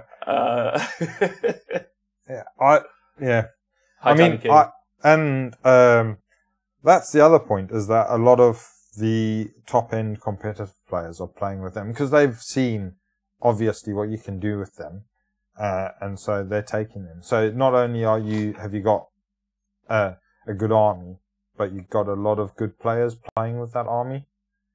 Yes, which obviously helps with your stats. I think that's the thing. I think that's the thing we're seeing. I think we're seeing a high price bracket army. Yeah, so like as in financially, it's expensive. Yeah. You're looking at, in order to understand it well, you're building. I'm not saying it's one specific build, but you're building a very specific army. Yeah. So and that might be number one. That might be the reason we see less of it anyway. Yeah. Yeah. It's a huge commitment in hobby and time. So I think only hobbyists that have got a lot of time or who are serious gamers. Yeah. So people that have got experience, they know about the game, they're more likely to invest in something that requires such a big investment. I mean, there's a variety within the book. It's not like there's just one list. Within the army, there's several different types of units that you can pick and choose from. And I still think that there's a couple of lists in there that I would like to see that I think are better than these big blobs of angry ladies or angry snake ladies. But you know, those lists do really well, and they're just so good at what they do. They're so good. Yeah. For me, I think about chaffing them up and being able to kill the heroes if you get the chance. That'd be my key. Heroes. Yeah, heroes, long range shooting. Being able to bring down those heroes is pretty key, and then being able to chaff up those witches so you can deal with them in an appropriate manner would be my tactic personally. But I think it's a unique problem that you might only have to face on day, but realistically, you might just never play them. Yeah. Unless you're doing so well that you're in the that you're in the final tables in the last day. Yeah. So game 4 and 5, you might be the only times you ever see or potentially come against them because they're so rare to play against. So I think that's fascinating. That's true. Yeah. Also, I got one of the fans of the show, Hooker Pin says, Nathan, you should play Daughters. And he also says, I'll say it, fuck it, because I'm a lady. There are just hormonal ladies who are best mates with Xena, the warrior princess. So there we go. She said it. We didn't. Right. Yeah, there's Jet. Jet, no! So yeah, that's some interesting stats. I'm going to try and get these up as a picture for you in a minute. Just the guys are just working hard to get that for me. Right, next up, if we're talking about popularity of being seen, Maggotkin and Nurgle. So that's 7%. So they are the third most popular army. So they're the army you're third most likely to see. But then beyond then, Nath, it really does start to separate out. So about like a little less than 25% is obviously taken up with Legions and Nagash and Stormcast Eternals. Yep. And then beyond that, you've got like a really big mix of armies, which is nice, that are all in that kind of 5 to 6% category. But a little bit above that is Maggotkin and Nurgle with 7%. Yeah. But very much like Stormcast, they only win 55% of their games. Yeah. I got a thought behind that, personally. Go on then. And my thought behind that is that if you're playing against... if you're playing with Maggotkin and Nurgle, unless you're going for doing Blaze Putrefaction or a bunch of other things, in my opinion, they're more of a defensive build army. And quite a few of these events, not all of these events, but some of these events have been based around kill points as a secondary. Yeah. And when you use kill points as a secondary, armies that are defensive in nature are not usually going to podium as well as others. That's true. Which is why I'm quite excited about the secondaries coming from Games Workshop and potentially tournaments using strength of schedule as their other way of doing tournaments that we talked about on the show before. If you were going to play against Nurgle, Nath, what would be your worry, or what do they bring uniquely? Well, that's a tough one. So, I mean, if you're going to stereotype them in the past, you would have said that they're particularly resilient and tough, which they still are. But then with the new allegiance abilities, they can get really quick with those factories and the wheel thing that they use, where they get extra movement and stuff. And then Blades of Putrefaction as well. So can be a nasty spell. So, I mean, it's quite hard to generalize now with Nurgle, because it can change depending on the army that you're playing against. If you're going up against a Blight King army, then you're going to be looking at weight of attacks. They're hitting on 6s though, so if you can make them... Oh wait, did they change it to natural 6s? No, they didn't. It's still 6+. Yeah. So if you can make the -1 to hit, that's going to be a big one if you get the opportunity to do it. Yeah, there's that. So, yeah, again, I mean, but in general, they are generally quite a tough army. They normally -1 to be hit themselves a lot of the time. Yes. And sometimes more than -1. So again, they were part of the reason why the shooting metas has become reduced, because everybody was worried about the minuses to be hit in the shooting phase. So, yeah. And they've also got a summoning mechanic as well, which is fairly decent. So. They do have a decent summoning mechanic. So you guys should be able to see on the screen now the document and the kind of breakdown there for everyone. If that helps everyone out, so you can be reading along with us, which is cool. Again, I'm not so sure that many competitive players have been playing them at the moment for some reason. No. I don't know. And I want to touch on what Velatron said earlier. So he said that he thinks that there's like a self-fulfilling prophecy in the game of wargaming, and that's a lot to do with shows like ours. Yeah. You know, like I've been the one who said I think shooting's going to be a lot worse, and I don't think I personally have affected people's opinions, but I may have affected 3 or 4 people's opinion, which means that's 3 or 4 less shooting armies. And we're all talking about Daughters of Cain being such a great and strong army, but we're really only seeing their representation being about 5%. Yeah. So if I drop down the 4 or 5 shooting armies with just one show, and then if there's another show that drops down the shooting percentage, like Velatron might be 100% correct that there's a bit of self-fulfilling prophecy in what we do. And it's what people say. I mean, it's all been over all Twitter. People have just been saying AOS 2 is combat. Which makes you then go, well, I need to take some combat units, right? Yeah. And then people are suddenly thinking, Iron Jewels, all of this sort of stuff. But then at the end of the day, it's not that much changed from Age of Sigmar 1 No, I don't think so. I agree with you. Yeah. Right, so Mankin and Nurgle obviously got a lot of minuses to hit as well, which is a thing, I think. But they do tend to do quite well when you come to winning 4 games, as you'll see. So, like, as you can see along the stat line there, so they tend to win about 10%. Like, they tend to go 4-1, like 10% of the time. It's just when they meet that Daughters of Cain army at the end. Who just blends through them, which is a really big deal. And if you're likely to want to podium, if you're likely to want to win 5 games, the stats here say, and that doesn't mean that's because what's interesting is I've read some of this already. I personally disagree with some of the stats. Yeah. Which is obviously like, that's fun, right? Like. Yeah. But yeah, so if you want 5 games potentially. Why is there a pulsing hole in the middle? Oh, it's gone now. Oh, if you click it, you get some knees, which you can use as currency on the show. Okay. Yeah, it's a Twitch channel. Right. So following up, Stormcast also, most of the time, are going to get you 3 wins according to the stats here, which I think is really cool. So then the next most represented army is Sylvaneth.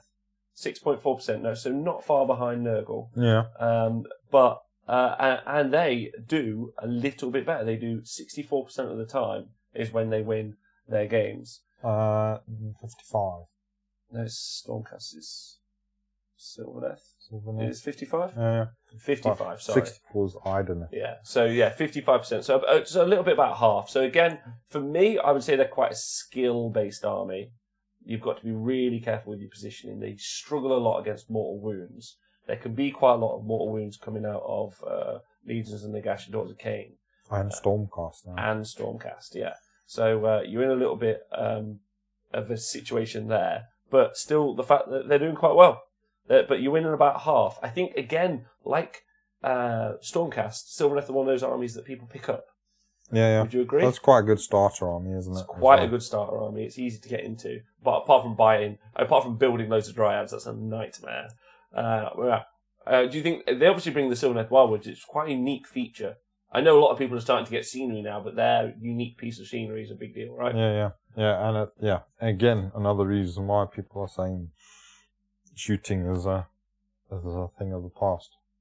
Yeah, so people are saying shooting is a thing of the past, and I would past. I'm copying you, but they're not going to be there. You're not going to see Sylvaneth as much as you would think. So that means that you can put a bit more shooting in your army and be okay. Yeah, it's true. Yeah, and they got to come out the woods sometime. It's true, they do. And then you've got Idoneth Deepkin. Now, Idoneth Deepkin are really interesting in that they only really represent 3.2% of the armies you would likely play, but they win 64% of the games. In fact, they're one of the most successful win percentage games with your army. And I assume this is a lot of players playing with some of the good builds from Idoneth Deepkin, because the really good builds at the minute are the Eels, 18, 27 Eels. Yeah, I think it's just because they've got a good unit that's under cost. I agree with that. I just think they've just got a really efficient unit for the points, and that's those Eels. And then you see them a lot. Which means that because it's a power... No, I'm not saying every Idoneth Deepkin army you see is an Eel-based list, but because all the ones that win are. what I'm trying to say is that more than likely what you're seeing is people going and thinking, actually, it's an easy army to purchase, build, and play. Yeah. I'm going to do it and do well with it at tournaments. So those are my thoughts. Yeah. And then probably what you'll see, and that, I mean, even then, their attendance at events is quite low at 3.2%. Yeah. So probably what you'll see... It's quite a new army, and... Yeah, they might drop off if the Eels' points get changed. What's amazing, and again, really exciting. No, just really exciting to do this. And again, shout out to LLV for doing it, and everyone who's helped and contributes to stats. I can't wait for next year when we see the points changes and we start to see the different, see these things go up and down. And then Lofthammer says, Nathan, you can borrow my Daughters of Cain army if you want. If I'm going to a tournament, maybe one where I want a big trophy from. That 3.2. Do the Idoneth have a get started box? No, they do not. No. Okay. Yeah, because again, I think. Yeah, no, that's a really good shout. That might be something that you see a lot of, right? Yeah, I mean that's why I think you'll see Nine Taunt and Stormcast. I think they're obviously in the starter box, so people are just buying multiples of that and splitting it with their mates. So again, they're easy armies to get into, aren't they? Yeah, I agree. So, and then the Sylvaneth starter box is really nice. The Nurgle guys. Starter box isn't bad. Their starter box isn't bad, but also they've had a lot of cool stuff over the Blight Kings have been around for a long time, and the drones. Since the end times. And so, yeah, I think a lot of people have historically got Nurgle armies as well. So, Agreed. Agreed with that. Cool. Provocatory says, hang on, there's something wrong with this chart. I can't see the Dispossessed anywhere. right near the bottom, I'm afraid. Not many people are playing them. Right, they're just too good. We've got to give other people a chance every now and again. Interesting stat there as well. Nighthaunt and KO are tied. So Nighthaunt and Carriage and Overlords are tied in second for the most 0 wins. Wow. Yeah. So which I find interesting. So let's talk about what you're likely. Let's see what you're likely to see at an event. So Nighthaunt is 6.1%. Yeah. So they're still in attendance a lot. Blades of Corn 5.5%. You're 4.8% Zinch, Disciple Zinch. So you still got those armies from the last edition where they were super strong. Or people still just playing them because they want to. Mixed Destruction is 3.1%, and again, those stats massively bumped up by the Grot Terrorist, leading the way. But a big shout out to all Mixed Destruction players, of course. Mixed Chaos at 3.1%, you're likely to see, and then everything starts to split down into like 1% across the board. Although Mixed Order is 3% of that field, so that's something to talk about. And then everything else is either 1% or 1%. And again, if you want to look at this document, they'll be on the Honest Wargame. Oh, Ironjaws though, Nath. This is really interesting. Ironjaws is 5% of the field. Yeah, they're just great models, aren't they? They're really nice models. I also think there's that thing where someone wants to get into Age of Sigmar, wants to play the game in their local group or something. Someone goes, I want something fun to play, and people just say Ironjaws. Yeah. It's got that kind of. I think it's quite interesting. Like with all kind of like cultural stuff or like trend setting. There's. I wonder how much of that again is kind of that self-fulfilling prophecy where we've all just decided as a group, as a community kind of gestalt mind, we've just said, do you know what? Ironjaws are fun to play. Then someone goes, well, I want something fun. Someone just shouts from somewhere, why play Ironjaws? It's true. So what do you think? Yeah, I think, and somebody's just pointed out they've got the most amount of 0 wins, 16%. Although, interestingly, the next two with the most amount of 0 wins are Nighthaunt and Carriage and Overlords, which are, again... But I think with Ironjaws and the Nighthaunts in that scenario, for the most number of 0 wins and for quite a high percentage of like 1 win as well. So a lot of people that are losing a lot of games, I think again it's because people are picking it up as their starter army. Nighthaunts people are picking up because again, great models. They just got into the hobby, yeah. They're just like, well, these things look really nice, I'm going to play with these. And then they're learning the game, so obviously they're not so good. They're getting their dicks pushed in every now and again, or other body parts if they're not of the male persuasion. But, and the same with the Ironjaws.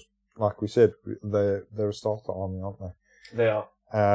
But then again, so like to point out, like with the Stormcast win percentage, actually more that like so if you're a Stormcast player and you think, well, I'm going to win about half my games, don't be discouraged by that. There's probably a huge shift of people that are dragging down the higher end Stormcast players. And if you are one of the people dragging down your Stormcast team, that's not meant to be rude, it's just more meant to be based on performance, right? Yeah. Well, I mean, so if we look at theirs, 0 wins, they've only had 1 person out of those 88 people. So if you're on the chat, I'm sorry, mate, but you're there. So this is the podcast. You're also there. You're the one guy that lost all of the games at Stormcast. There's a Scooby-Doo trophy waiting for you. Nathan, my question is, should you, me, Jonathan, and everyone else on the chat all play Stormcast at events just to bring that stat down as low as possible? And question, will that make Games Workshop release more Stormcasts or less Stormcasts? That's my question. Oh, I've got no idea. What? Yeah, the Stormcast one is interesting. I mean, so they feature heavily in all the brackets there, really. Except for the 0 win one. So, most people will win at least a game with Stormcast. And if you look across the spread, it's pretty even from 5 wins to 1 win. And then there's that one poor sod that's on his own.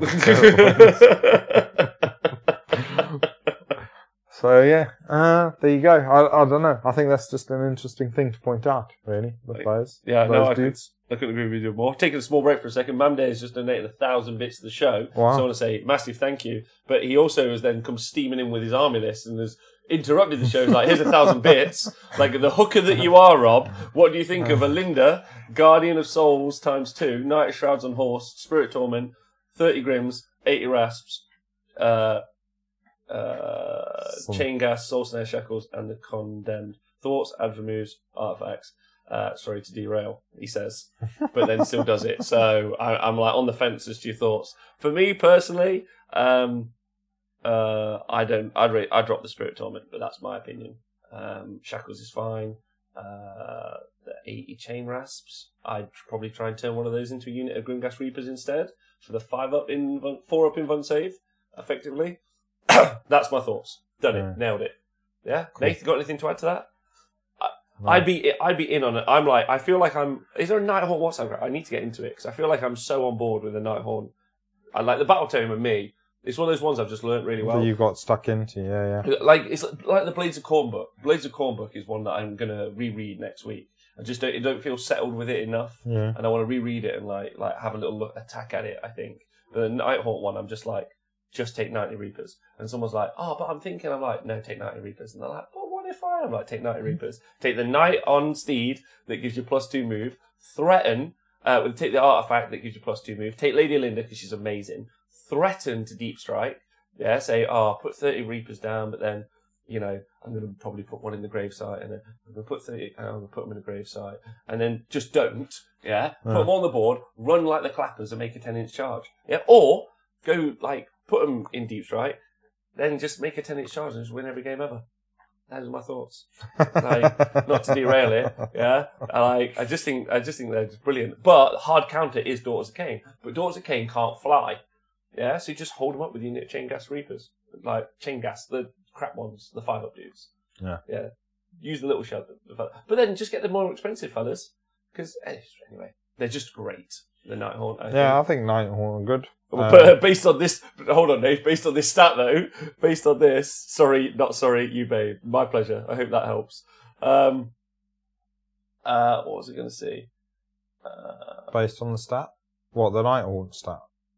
Yes. What is the Nighthaunt stat? So there's 42 people have used them. That's 6.1% of the meta. Yeah. So that's how many people have attended. Like that's how likely you are to play them. They have a match win rate of 46%. Yeah. And again, I think that's because it's a new army, and I think a lot of new players are playing that.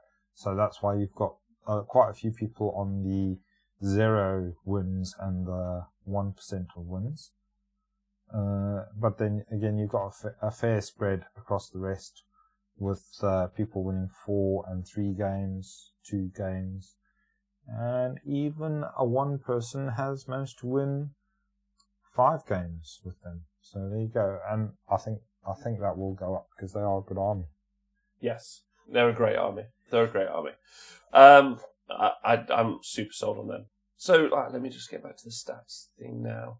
There's loads to say, and if we haven't talked about your faction, it's not meant to be. It's not that we're not trying to cover it, because there are some other really interesting stats. For instance. We'll talk about Phoenix Temple in a minute because Chris Tomlin's an outlier. You've got Order Draconis are nearly at 70%, but they only turn up in less than 1%.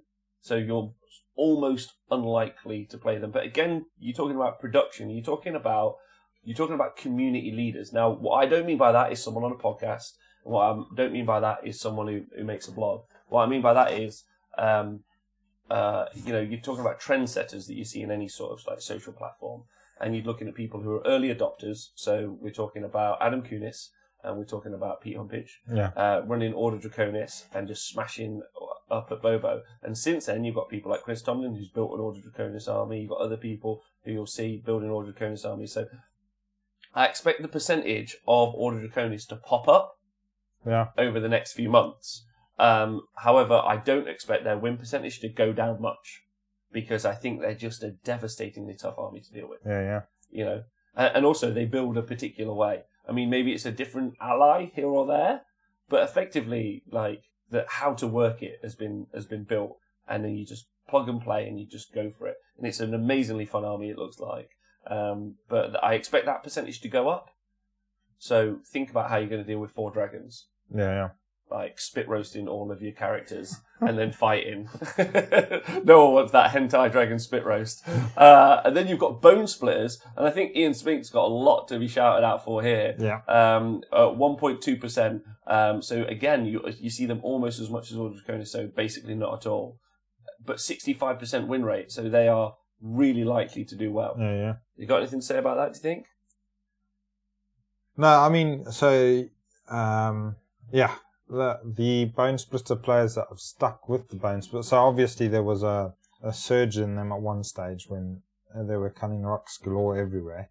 And then I think a lot of people will have dropped them now, with the Cunning Rock sort of taking quite a heavy hit on the points, etc. But I think the few players that have stuck with the Bone Splitters are the experienced players. So they'll be like Ian Spink and whoever the hell else is that's stuck with them. If you are the other couple of Bone Splitters players out there, we're not mean to. Don't worry, there's a plan afoot to get you all known by us. Because we want to be doing that good coverage, right? So what's his name? Sedge at Bobo. Yeah, Sedge at Bone Splitters, Yeah, so he'll stick with them. Again, we didn't see the Cunning Rock there, I don't think. He had a unit of the Arrow Boys. Combat. But then the Big Stabbers. So the Big Stabbers are great. The Arrow Boys are still good, because he did have some Arrow Boys. He had that unit that did do a lot of work. Yes, so, he did. So yeah, but like I'm saying, the people that have stuck with it are the people that have built up quite a bit of experience with them. And so you're going to expect them to do quite well with armies that they know well. So I agree loads. So you're looking at people like Sedge and Ian that have brought those stats up for those armies. I think Ian personally hunted each one of the Uruk boys and to put them in his army. Yeah. He went out on expedition and brought them back. He's gone out calling them all each by name. And I mean, so that's a very similar story to the Order of Draconis as well. The people that are playing that are people that have played that army. So Peter and Adam and whoever else has played, they're guys that play with that army quite often, and so they're experienced with them. There's a lot to be said for experience with an army. Really. And if you're out there and you're and we haven't mentioned someone by name who's doing a particularly great job. Or like if you're like, I hate when they name drop people. It's an exciting sport. Like that's what these stats and like the coverage that we did at Bobo and coverage we're hopefully going to do in the future. These people, it's really exciting to learn the names, learn the people who we're talking about. Because when you get to meet them, they're almost always universally a great dude to play, which is exciting. But also, it means the drama that we get to talk about over the next few years, as like we start to get do event coverage more. When we see Ian Spink, who we know is awesome, but then he's playing Sedge, and now it's a Bone Splitter off. That's a grudge match. It's not like we just have said two people have got a grudge match. No one gives a fuck about the story. We're developing the story here. Like, learn who the people are. This is only if you want to. For me, this is something I want to push. You like the personalities and I think. I like the armies too, because that's also something. Like, if you're there, like, I love Bones, like, you got your Bone Splitters sat on the shelf. And again, I've talked about this on the show, and I'm so sorry to bring it up one more time. The whole point about playing an army for a year is I'm committing to a team, Nathan. I'm committing to a team. And so far, as far as I'm aware, it's just me and Flukes here in my team, the Legion of Asgard team. But I'm committing to a faction. So these stats from my faction, I'm looking at this, and I'm looking at the league table for football. I'm not seeing individual names, but I am seeing players who are on my team. Pete Humpage and Adam Kunis are the Order of Draconis team. They're the team players. Everyone who's in the Khorne group needs to be like going and finding Dan Ford and like bringing him like a bottle of water and a hot towel while he's playing. Just making sure he's okay. Just be like, do you need anything? Because you're getting some stars in these teams, and that's what's massively important in my world. We've all got WhatsApp groups now, right, and Facebook groups, and we're in them, and you're representing your gang. Right, and now let's not call them teams. Let's call them fucking gangs. If you're in the Legion of Nagash gang, right, cool. You read Twilight at the evening, and then you use one big boy that's a spooky skeleton. That's fine, right. And you've probably got some big names in your team, and you really respect them. Let's go to Sylvaneth, Let's go to Sylvaneth. If you're not talking about Laurie, right, and you're not talking about Laurie being one of your star players, why aren't you talking about it? Right, and then when Laurie plays Donal, that's a big deal, right? You got your Grot Terrorist versus your Tree Wizard, That's a big story, That's something I can make exciting TV about, and that's what I want to do, right? Okay, sorry to go on. Sorry to go on about that rant, but because I know some people don't like it when you talk about the names. Yeah. You know, that's something that people just go, oh, I don't really care about these people. But to me, it's going to make more of a thing. Yes. Also, Rintra, thank you very much. Also, thanks for being really active on Twitter. But also, if you meet any of them on the table, just duff them up. They might have a name. Oh yeah, don't get intimidated about the name. Yeah, they're wankers. You can kick them in the dicks. Nathan couldn't be righter. Yeah, you need to make like a checklist. Like, listen to the show. And we might make a hit list. Yeah, we might make a star player from each gang. Gang being faction. We'll say factions because everyone knows what I mean. Yeah, we'll make a star player. Yeah, and you need to go and take out that star player. Fucking threaten them. Not threaten them. That's like in game. You know, like. What's the word? Call them out on Twitter or Facebook. Yeah. Just take them out. I'm gonna fucking push your poo in at the next tournament. Yeah, we're painting targets for you to hit. Yeah, a git list. Yeah, a git list. Rob, check Warhammer TV, the new Slanesh Fiends. Yes, so we've seen that there's been a sprue leak. So there's going to be Slanesh Fiends. A sprue got leaked today of some Slanesh models. So Warhammer TV have made one of their funny videos and have said there's going to be Slanesh Fiends. I assume that means there's going to be an entire Slanesh range like we got for Disciples of Tzeentch and Nurgle. So Slanesh Demons. We'll talk about that on a different show. 100%. Cool. So that's exciting. Yeah. And feel free for the next 6 months to a year to do something. Do this. I wonder if they'll have attacks. I wonder if they'll have this. Right. And then John said Warhammer is turning into WWF. Right. So, do you think there's much else to say here? Other standout stats are Iron Jaws have got a 16. They've had 4-0 wins, Nath. As have Kharadron Overlords. Yeah. One of the lowest win rates, let me just double check here because this is really important. One of the lowest win rates is obviously Dispossessed, Nathan. 20%. Yeah, it's just because everybody else has just been like, we can't play with them, they're too good. We've got to give other people a chance. Darkly Covers 20%. Same story. They're just chilling. And Tamrikan's Horde, though, 40%, Nath. Oh, yeah. What do you think about that? There you go. So better, technically, Tamrikan's Horde. This is also the point as well. So we did the tiering system the other day, right? Which is different to this because it's based on our opinion on what you could do. Yeah. But you guys need to remember, this is now the league table. That's what this is. This is the league table. And you need to be part of your gang. You need to be going to tournaments. You need to be pumping that up. Because, Nathan, if you're not taking Dispossessed to a few tournaments, I can't they're going to languish. They are too good. Not according to this. That's just because nobody's taken them. How many people have taken them? The amount of people that have taken them are, in a grand total, 1. 1, yeah, exactly. The rest of us are like, no, it's too good. We've got to give people a chance. Just chill. We'll take something soft like Daughters of Cain. Oh, okay. Yeah. I like that there are 20 Beastclaw Raider players as well. They still got a win rate of 40%. Yeah, and the most popular is, obviously, we talked about Stormcast. 88%. Yeah. That's really cool. That's great stats. Again, I want to say a massive thank you to all the contributors that put it out there. Well, I think it's worth pointing out, like the Fire Slayers and the Kharadron, they're surprisingly low considering how new those armies were. And I mean, Kharadron were quite popular in Age of Sigmar 1. But again, that shows how people have fallen to the shooting theory that shooting's a bit meh. Yeah. Okay. Yeah, I think Kharadron, I think shooting could be a big thing. Yeah. I think also, I'm not trying to downplay the Slanesh Demon release. I am excited, but we're not really a kind of a reaction show. We'll leave that to one of those YouTubers that goes, "Oh, I've seen a thing, and my face does this." Smile. Oh, you can't see our face right now. And then there's Seraphon as well. Oh yeah, what? All hail the Blot Toad. What's Seraphon's stats? 3% people taking them, 3.1%. But only 42% win rate. And this, let's see, 6.9% of them win one game. 3.8% of them win 2 games, and so on. Nobody wins 5 games with them. Don't make me change faction. No, I'm not changing faction. I can win 5 games with that 2% of them win 4 games. Nathan, I reckon I can win 5 games with that army. Yeah. I'm just saying it. I'm calling it right here. They've got the tools.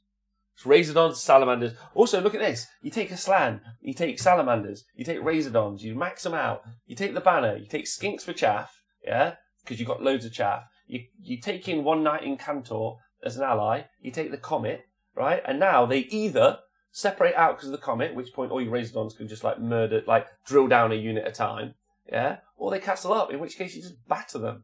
Like, just run it. I haven't even looked at Saurus yet, but I reckon there's probably a Saurus build as well. I really believe in them. I'm not doing it at the Heat final. I'm taking the Legion, because that's my team this year. Yeah. I'm not changing. But that's why I flip-flop so much in my life, that I've been trying to like prove armies. Yeah. I think Seraphon players are out there. Who's your star players? The problem is Darren switched over, didn't he? He was one of their star players. Yeah. Yeah, and now he's a Swift Hawk Agents player. Right? That's the problem. You guys, you need to, when you get your star players, you either need to grow them and train them, yeah, in the Seraphon boot camp. Right? That's what needs to happen. You guys need to be in there, working it, building good lists, writing good list guides, right? And then you need to be like training them star players up, giving them like sugary drinks, you know, getting them in the corner like Rocky, like the trainer. Get him, young man! Loads of Vaseline. Yeah, there you go. So, what was I going to say? So obviously there's going to be, when the Beasts of Chaos come out, that'll be interesting to see where they slide in, because a lot of people, I think that's a really good book. Yeah. I think it's quite a competitive book, and I think quite a lot of people have got Beast of Chaos armies from previous editions. Oh yes, where do we think they're going to go? Great feedback. Yeah, I do think they're going to slot in somewhere near the top at some point. Yes, I would. I think I think they're going to be the most. I don't think they're going to be seen as much. I think they're going to fit around the Daughters of Cain category. They're going to be like 6 to 7%. They're new, maybe like 5% of what you're going to see at tournaments. What's Iron Jaws? They're like Iron Jaws, Nathan. Yeah, I reckon. Before you get mad, but better. Oh yeah. Right, 5%. So I think we're going to see about. They think they're better. Anyway. They think they're better. Definitely. They might have better rules, but they're not better. But I think we're going to see, personally, but I also think we're going to see people taking fun armies for Beasts of Chaos. So you can see narrative players with all Dragon Ogres having a great time, specifically Orc Boy Phil. So you can see those sorts of players. So I don't think they're going to be up there with that 60 to 80% win. Do you know what? Having these stats means we get to have such good conversations about, like, instead of just umming and ahhing, we get to give like numbers, right? Yeah, it's quite good for the banter thing as well. Yeah. Yeah, and by the way, all of this could be utter fucking rubbish. Like, it's just guesswork based on numbers, but the numbers are solid and have been put together by someone wonderful. So thank you. They've definitely been put into a nice format to read and pick apart. Be cool to see how they change through the course of the year. Yeah, definitely. Because Beast of Chaos, though, I think are going to go in that 5% category of attendance, and I think they're going to be in that 60 to 70. 60, 70 is pretty hardcore, isn't it? No, let's go 50 to 60, because you're going to just have some people just like running it down, right? Yeah. And then Volotron says it's not only about having star players; it's about those star players actually playing. Didn't play much recently. Needless to say, that's when I come. I come with the thunder. Nice. All right. There's loads more to say about this. I am going to do a little bit of like an offline video that's going to go up on the Honest Wargamer to like bring this stats down a little bit. It'll link to this video and this podcast. So keep your eye out on that. But the next up, we need to talk about something that's just mind blowing, Nath. I need to just make sure I get the stats up. So there's a young man. Young man. There's a young man. He's got absolutely cracking taste in music, in my opinion. And his name's Chris Tomlin. Yeah. Right? His name's Chris Tomlin. Now, we're talking about star players. Yeah? And we're talking about different factions and teams. Now, he is a flip-flopper. That's that's also the term I'm going to come for someone who flips teams a lot. Right. Yeah, I'm not into flip-floppers necessarily, but he is one. Yeah, he probably wears them as well. But also he gets to put in, you know I hate flip-flops. So now I get to put that term in something negative, which makes me smile. I've seen it, Tom. I've seen that they keep the titties. So there's going to be some titty/ladies. But Chris Tomlin their Phoenix Temple has got an 80% win rate in Age of Sigmar 2 because he's the only person who plays them. Yeah. He's not only their star player, he's their only player. Yeah. Yeah. He's in a WhatsApp group of 1. If you go on thephoenixtemple.com, yeah, you'll see the users logged in as 1. Yeah. I think we should just call them factions. Factions, gangs, I don't know, teams. We'll work it out. Chris Tomlin, in fact, I can't wear flip-flops. They just fall off my feet. Complex things. Yeah, but then he also flip-flopped over to play Order Draconis, which, as we know, is already filled with 2 other star players. So now that WhatsApp group of 3 people, yeah, just out there, just messaging each other, is hitting up that 68% win rate. Yeah. So basically, if you tweet Chris Tomlin, so at the Black Sun, or you see him at the bus stop, or probably out there at Selected Disc buying the latest Fallout Boy CD. There's flip flops falling off his feet.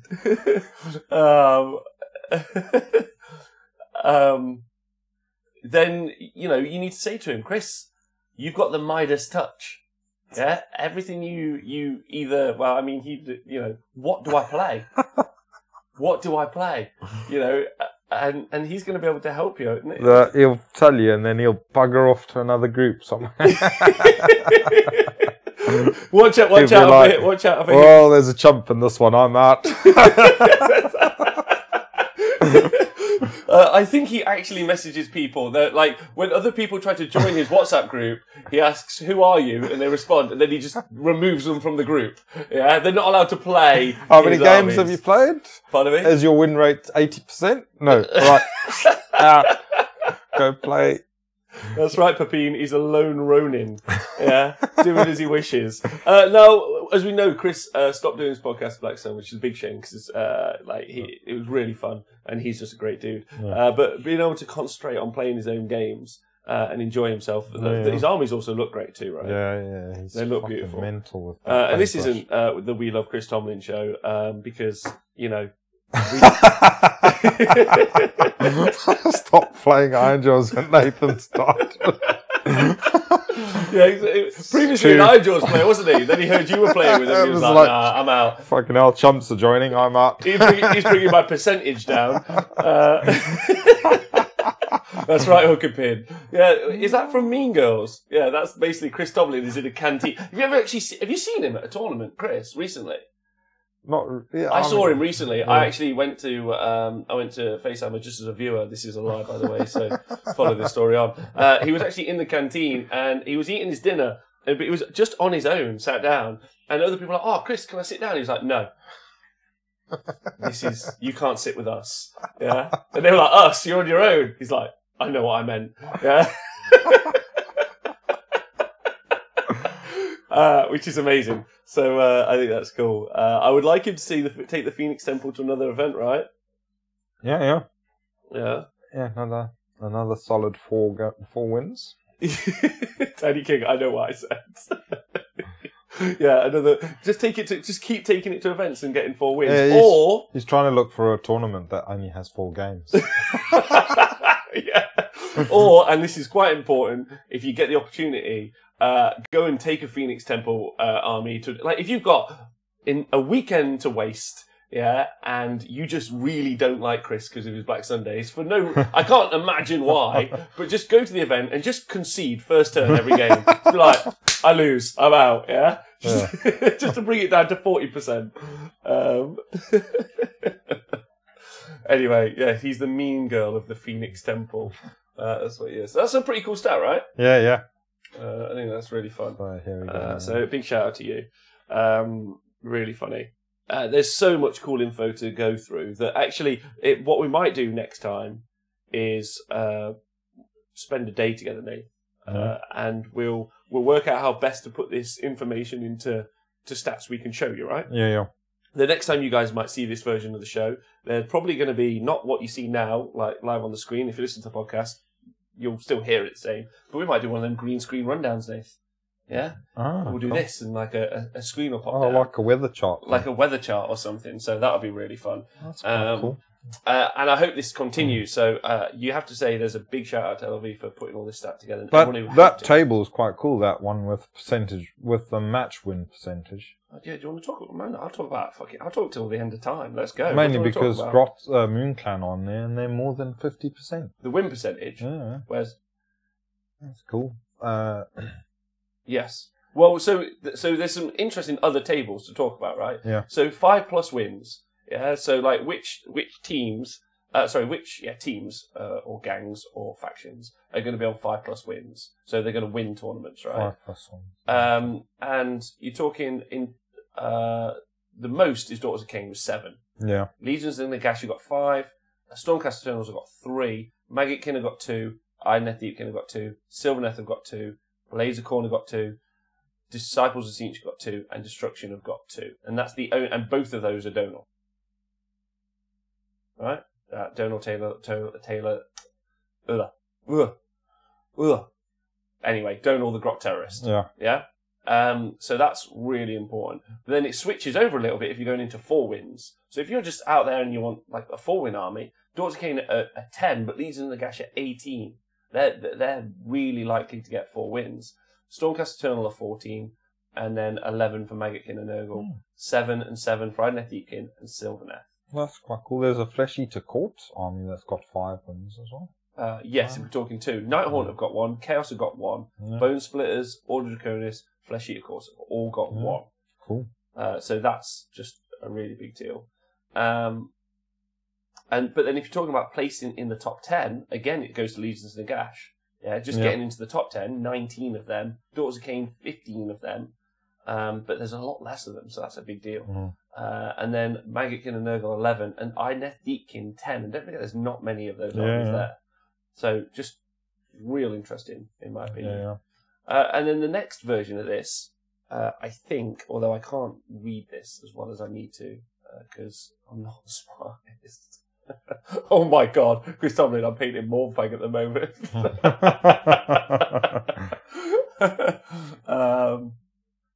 Look at the regional stuff, UK versus US. So yes, and then finally, we talk about this a lot. So again, talking about the Sydney GT this weekend and CanCon with that 200 tickets sold. We're talking about Nova and Adepticon and the Age of Sigmar events there and here. We have different, not to use the word, we have different versions of the game and different styles of playing, right? Some of that might be more shooty, some of them have got more Skaven. So the next version, or some versions of this results, is going to be based on regions as well, because that's going to be important. So let me just find the regional breakdown. There we go. So only I've got this, Nathan. Sorry. Yeah, that's fine.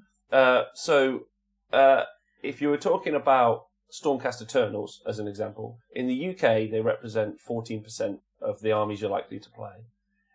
In the US, 12%. Yeah. In Australia, 8.5%. And then in Japan, 9.1%. Yeah. But then if you go to Ironeth Deepkin, this is a great stat, especially if you take cultural things into account. The UK, 3% of the armies are likely to be Ironeth Deepkin. US, it's 3.6%. In Australia, it's only 1.4% because they're like, fuck off sharks. Fuck them fucking... fuck off. Snakes and sharks, no. Eels and sharks. And they're all still like, we remember fucking what happened to Steve Irwin. You can fuck off. Yeah? You fucking dirty rise. But then you go over to Japan, 9.1%. They're like, all day long, mate. Yeah? Fucking sky dragons and fucking hentai. They're all about that. Yeah? That's probably wrong and rude. But that's just super interesting. And then if you go to, let me find it again. Is there another? Pick an army, Nathan. Do you want to see what the different stats are? No. What? So in Japan, and if you're talking about placing in the top 10. Yeah. So in Japan, Maggotkin and Nurgle are them. They do the best, so they've got 2. And now Japan doesn't have loads, obviously, but they still have got 2. However, in Australia, Daughters of Cain, and in the UK, Daughters of Cain have got 2 top 10s. and Daughters of Cain have got 8. But over in America, they've only got 5. Oh no, 5. Yeah, no, that's still the best. No, they're not. They're not the best performing one. Maggotkin and Nurgle are the best performing one. No, they're not. That's a lie. Sorry, I had to scroll down. Legions and Nagash are the best performing army in America. So if you're talking about best performing armies, Australia and the UK, both it's Daughters of Cain. In America, it's Legions and Nagash. And for Japan, let me double check this, it's Maggotkin and Nurgle and Legions and Nagash, both on 2. So just great stats, right? However, the most popular army in Japan is Nighthaunt and Beastclaw Raiders, right? At 13%, which is just really cool. In America, the most popular army is Nighthaunt again. So both Japan and America have that together. But as stated, in England and the US, 12% and 14% for Stormcast Eternal. So they're the most popular. So I just wonder how much Provoke Tree says, so the US competitive scene is dead. I mean, it's undead. Papine the Signy gang, bruh. That's right. So that's really cool, getting the regional stat breakdown, yeah? Yeah. And what would be really nice is to be able to get some stats from Jonathan and maybe take Sweden into account. It's always 5 game events. Yeah. He's got, I think he's organising a big tournament next weekend or so. So, yeah, that'd be cool. Yes, I think it's really cool. But, and I think maybe one day there'll be a Chinese event. Maybe that'd be cool. Just plugging all that in, but having that regional information. And behind the scenes, the guy that's had to do all the work has done loads of work to make this happen. So I want to say a big thank you, because it's incredible content for us to be able to put out. But also, we're working on ways to try to make this a little bit more automated and to help TOs. So look for that in the future. So yeah, currently, the people to beat, if you beat a Daughters of Cain army, you're doing great. If you beat a Daughters of Cain or Legions of Nagash army, you're doing great. If you win any tournaments with Dispossessed, you're doing great. Yeah? Yeah, a bit of jet booty. Such a douchebag. So yeah, record your info and either tweet, Facebook, or message the Honest Wargamer. Join our Discord, and we'll put you into the right place where you can send your info if you've got tournaments, so we can plug our stats into, because it's going to be really fun. Just to do this coverage is fun to do, right? It's cool, guys. It's cool to run through. Yeah. Now we've got another part of this show coming up. If you listen to the podcast, it will be in 2 sections, so it will be the next show. But I just want to say thank you to everyone on Patreon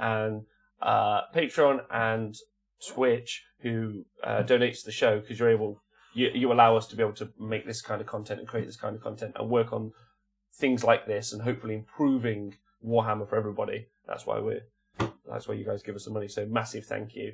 And if you've enjoyed the show, please let people know.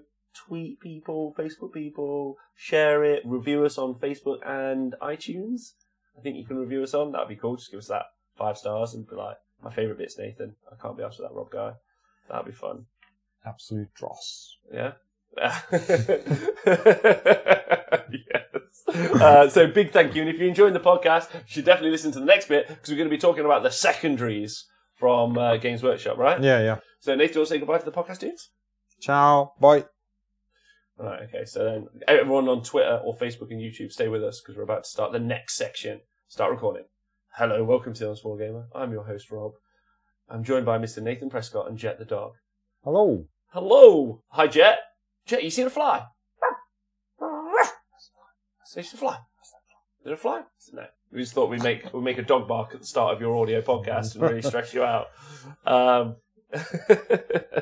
It's a race traitor. Right, so welcome to the show. As always, we're brought to you by everyone on Twitch who subscribes and donates bits. Currently, Mamdare has donated the most bits to the show. Hook Up in Adequate Wargame as well. And next, and then everyone on Patreon who supports the show that way. So big thank you to you guys. You're our only sponsors. Let's just be free and fair. Yeah. So Nathan, it's great seeing you, but there'll be no preamble on this bit. We're going straight into the hot goss. We've done that already. Yeah, we've done that already. You excited about? That's going to be hilarious at the start of a podcast. Are you ready for the next bit of talking? Yes. Nice. Yeah. I've got a screen somewhere up here with it on. Good. So the piece of content that we'll be talking about today gentlemen, ladies, members of the court, doggos who are listening, friends, family, children, is the Secondaries that have been released by Games Workshop. So Games Workshop released today. They've said they've updated their match play rules. So if you play one of the scenarios from the General's Handbook or the last General's Handbook or the Malign Sorcery book, because there are 20 scenarios potential in match play currently for Age of Sigmar. There's 6 from the last General's Handbook. 6 from the previous one. 6 from the previous one. And 6 from the previous one from that. And then 6 new ones. There's 18 in total from the General's Handbooks, all 3 of them. Yeah. And then there is the 2 from Malign Sorcery, so 18 potentially. 20, yeah. Good. So 20 match play scenarios, but as we've talked about several times on the show, there's an issue at 5-game tournaments that we have on the weekend, isn't there?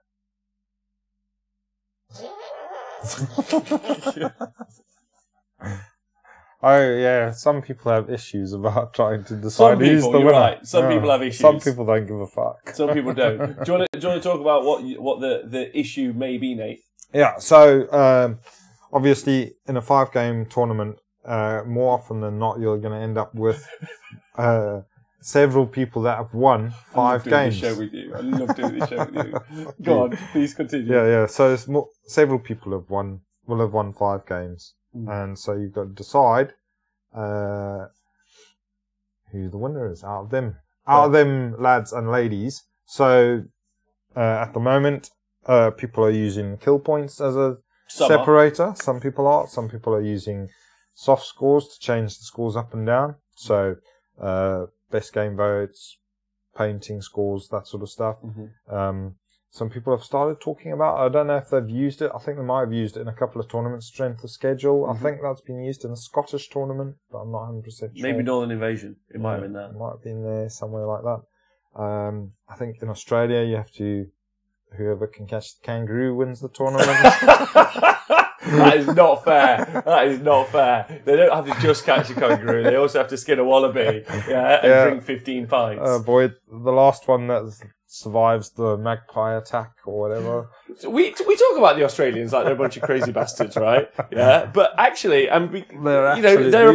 they've currently got the most tickets sold for the largest Age of Sigmar event in the world. Yeah, those motherfuckers are on fire.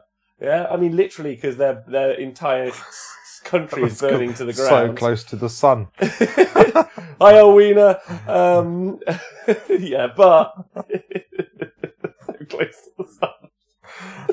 But that group of jangle wearing bogans, is absolutely smashing it when it comes to Age of Sigmar terms, and they've got a really healthy community. They are, yeah. Healthy in inverted commas. But now where we sit as a group, me and Nathan probably have got different opinions on this. What's the best version of that? There isn't a best version. Yeah, no, everybody's got different opinions. I'm sure if you get 100 people, you get 100 different opinions on the situation. It's like Arsenal's, right? Yeah. Everyone's got one. But the key to this, I think, is what will develop the most competitive game, or better yet, what proves who's the best general. Now, it really does matter on what you decide the best general is. Do you think that the best general should have the most beautifully painted army, be the best sport and just a jolly good fellow?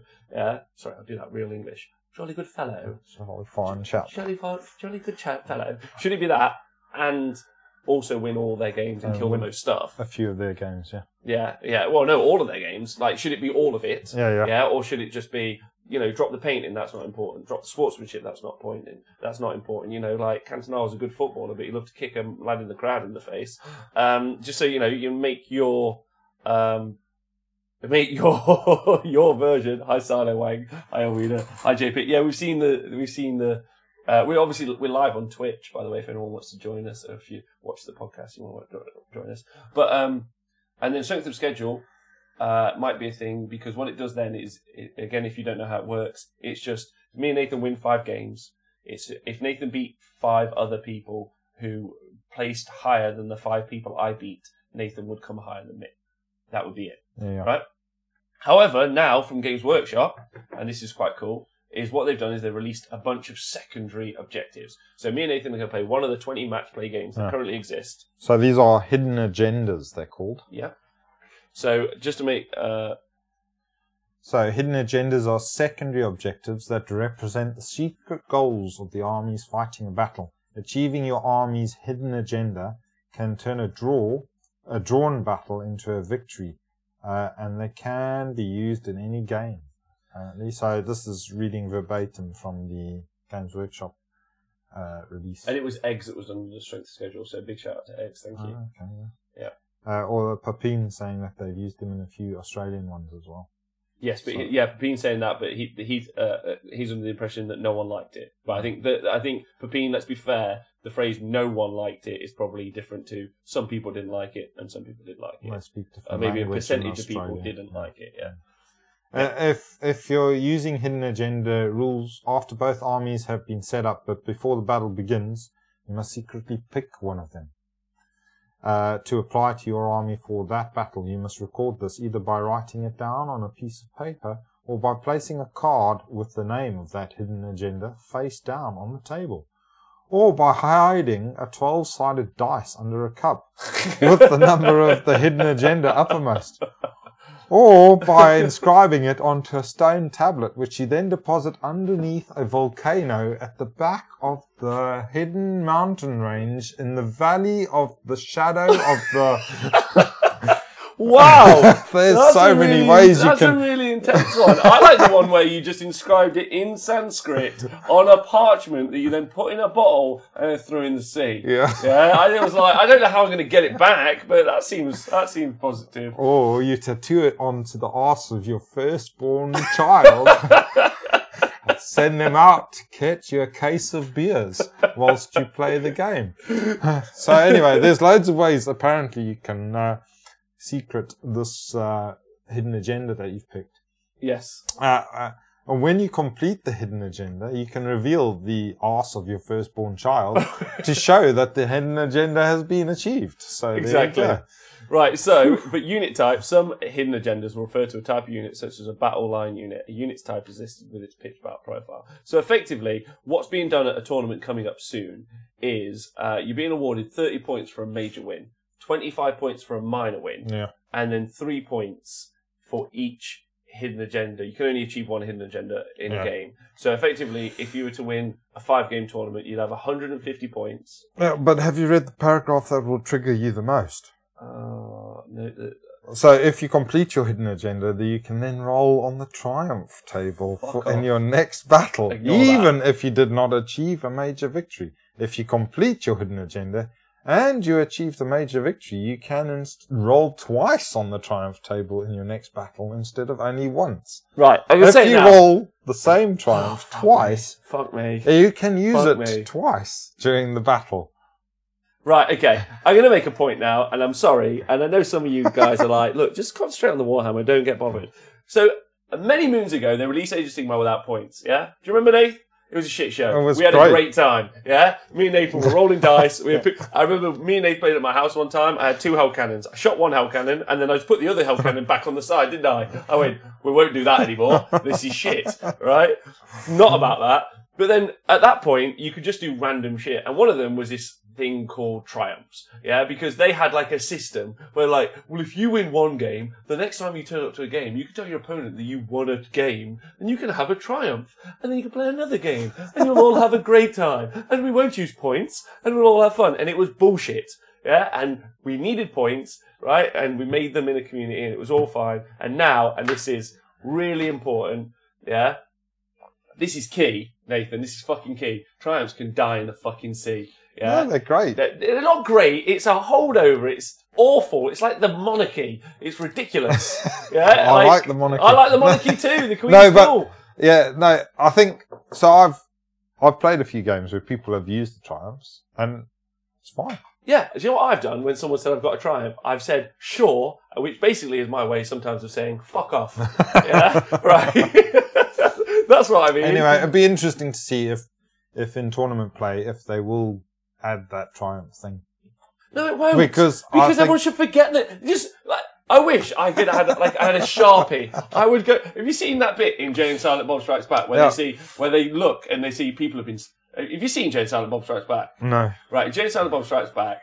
They've had a comic made about them, and then people are writing shit about them on the internet. Now they've never seen the internet before, and then they're in like a fast food restaurant, and then Jay's just like to Silent Bob, is like, "Motherfucker, Bob! People are saying shit about us on the internet," and then Bob's like, "What?" And he goes, "Oh my god!" Anyway, they go and find the address of everyone that said shit about them on the internet, and they travel on the bus and just like punch each one in the face, yeah, just all around.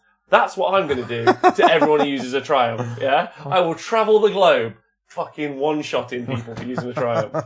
Those are my feelings. Yeah, well, I mean, so people use them at the moment if you got less points than your opponent. You already get a command point. Yeah, and you get a Triumph, which is a little bonus that some people use. I had it used against me on the weekend. Did you? Yeah, and what did you do? He re-rolled his to-wound roll and then... One to-wound roll? Well, yeah, it's for one unit in one combat phase. So, yeah, he did it. So, I mean, anyway, but it'd be interesting to see. So, like, Blood and Glory are apparently, like, one of the first tournaments going to be using this. Yes. So, it'd be interesting to see if they're going to be using the Triumph section of that. And I would have thought at the Heats they might.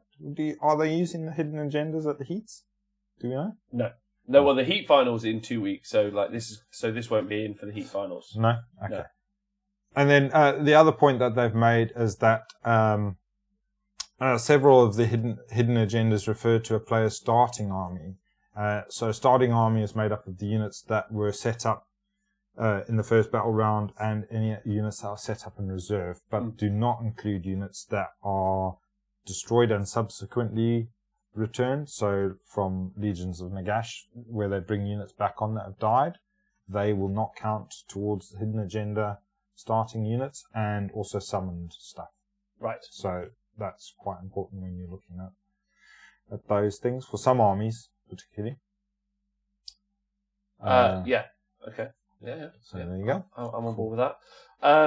So, and then as you were saying, some units are battle line units, and that is what is listed on its pitch battle profile. Yeah. So what is not being done is used as a secondary, right? So what it's doing is awarding tournament points, which is a different for what's being done in Blood and Glory. That is an example. You can do it in one of two ways. Me and Nathan could both have 5 wins, and he could have achieved 5 hidden agendas, and I could have achieved 4 hidden agendas. In which case, that secondary Nathan wins the tournament. Yeah. Making it worth tournament points, depending on how much you point them at, and then it could potentially be worth the same as. I mean, it's not at Blood and Glory. It's worth 15. It's worth 3 points. Yeah. Yeah. So if you achieve all 5, it's worth 15, and a minor victory is worth 25 points. Yeah. Yeah. So actually, getting a minor victory but a hidden agenda is going to be worth 28, but a major victory is worth 30. Yeah. So sometimes it might be worth it. Just trying to do it. It's worth doing it, but doing it that way is a way of doing it. Yeah. I mean, so it's going to differentiate still, but there is also then still a chance of people ending up drawn on points if you complete all of your victories and all of your hidden agendas, and somebody else does the same thing, a complete set of major victories and hidden agendas. So, I mean, in the bump that they put in on the community site, they recommended the other way that you were saying, whereby you don't, it doesn't count towards the points or whatever, but then if you need to differentiate between players, you would start off by saying, well, how many, so the only benefit you get from the hidden agendas is the triumph. Yes. And then, then you could use it to differentiate if you needed to differentiate between tied players at that point. I know you do, and I like it a lot. I think it's funny how much. I know. I play up to it so that we can both enjoy it. Yeah, that's great. Anyway, if you ever see me and Nathan play a game, we both play a game, and then he says this thing to me. He looks me in the eye and he goes, "How many points is your army?" And then I go, "Fuck off! I'm telling you." Yeah, I refuse to tell him, so he doesn't know if he's getting a triumph or not. Right. Right.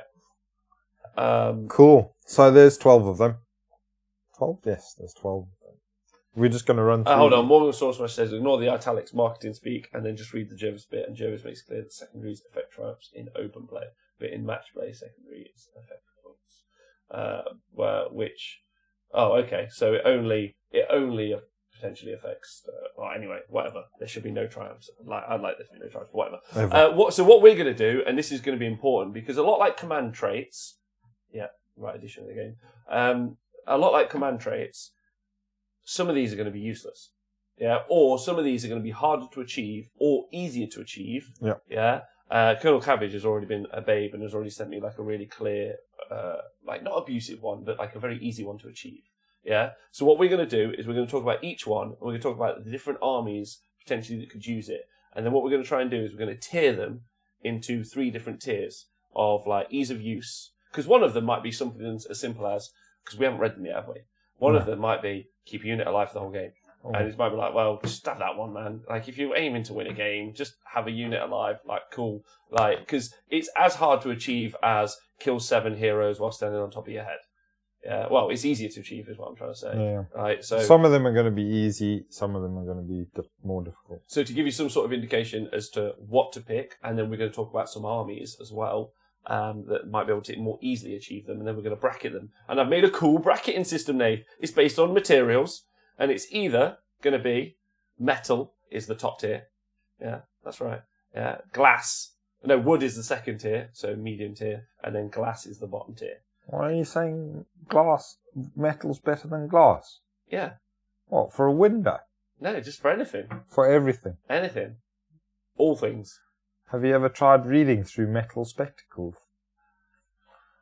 Or looking out of a metal window? Anyway, let's move on before I have to deal with any more of this shit. Right, so what's the first one? Hidden mission. Hidden agenda. What's it? Secret mission. Secret mission. Is this a wooden one? I don't know. We're going to find out. Okay, cool. You can complete the hidden agenda in any battle shock phase. If a friendly hero is wholly within enemy territory, within enemy territory within 1 inch of the edge of the battlefield and more than 12 inches from friendly territory, you can remove that hero from play to immediately complete the hidden agenda. So it requires you to lose your hero in order to achieve the triumph. Yeah? So, straight off the bat, let's talk about some armies that can, that you wouldn't do this with Archeon or Nagash necessarily. However, first turn, Nagash is gone. You would have to also get over to their board edge as well, because it's their board edge. Yeah. But a really good one would be Wanderers, who can infiltrate on to the side or ambush on along a board edge, and then just infiltrate on, and then just pop them off. Disappear, a Beast Lord from Beasts of Chaos, they can infiltrate on. Yeah. Stormcast Eternal characters, although they tend to be more expensive.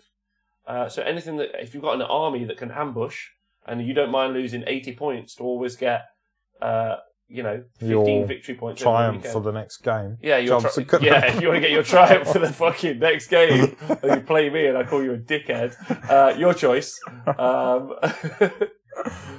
And you've done it. So noble sacrifice. Yeah. Sure. Oh, that makes more sense, Morgan Sourcemesh. It should be plastic, metal, and fine cast. That should be the tiering system. That's a really smart. But where does resin come in that?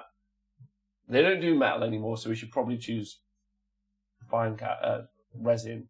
So it goes plastic, resin, that's forgeable stuff. I'll change the tiering system. Great work, Morgan Stormsmasher. So plastic, it's top tier. Plastic, carrot leaf. So Nate, anything else you would do that with?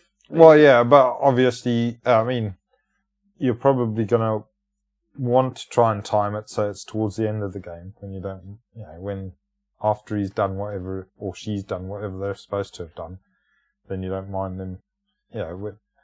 Hopefully it'll be less impactful if it's like last turn or second last turn.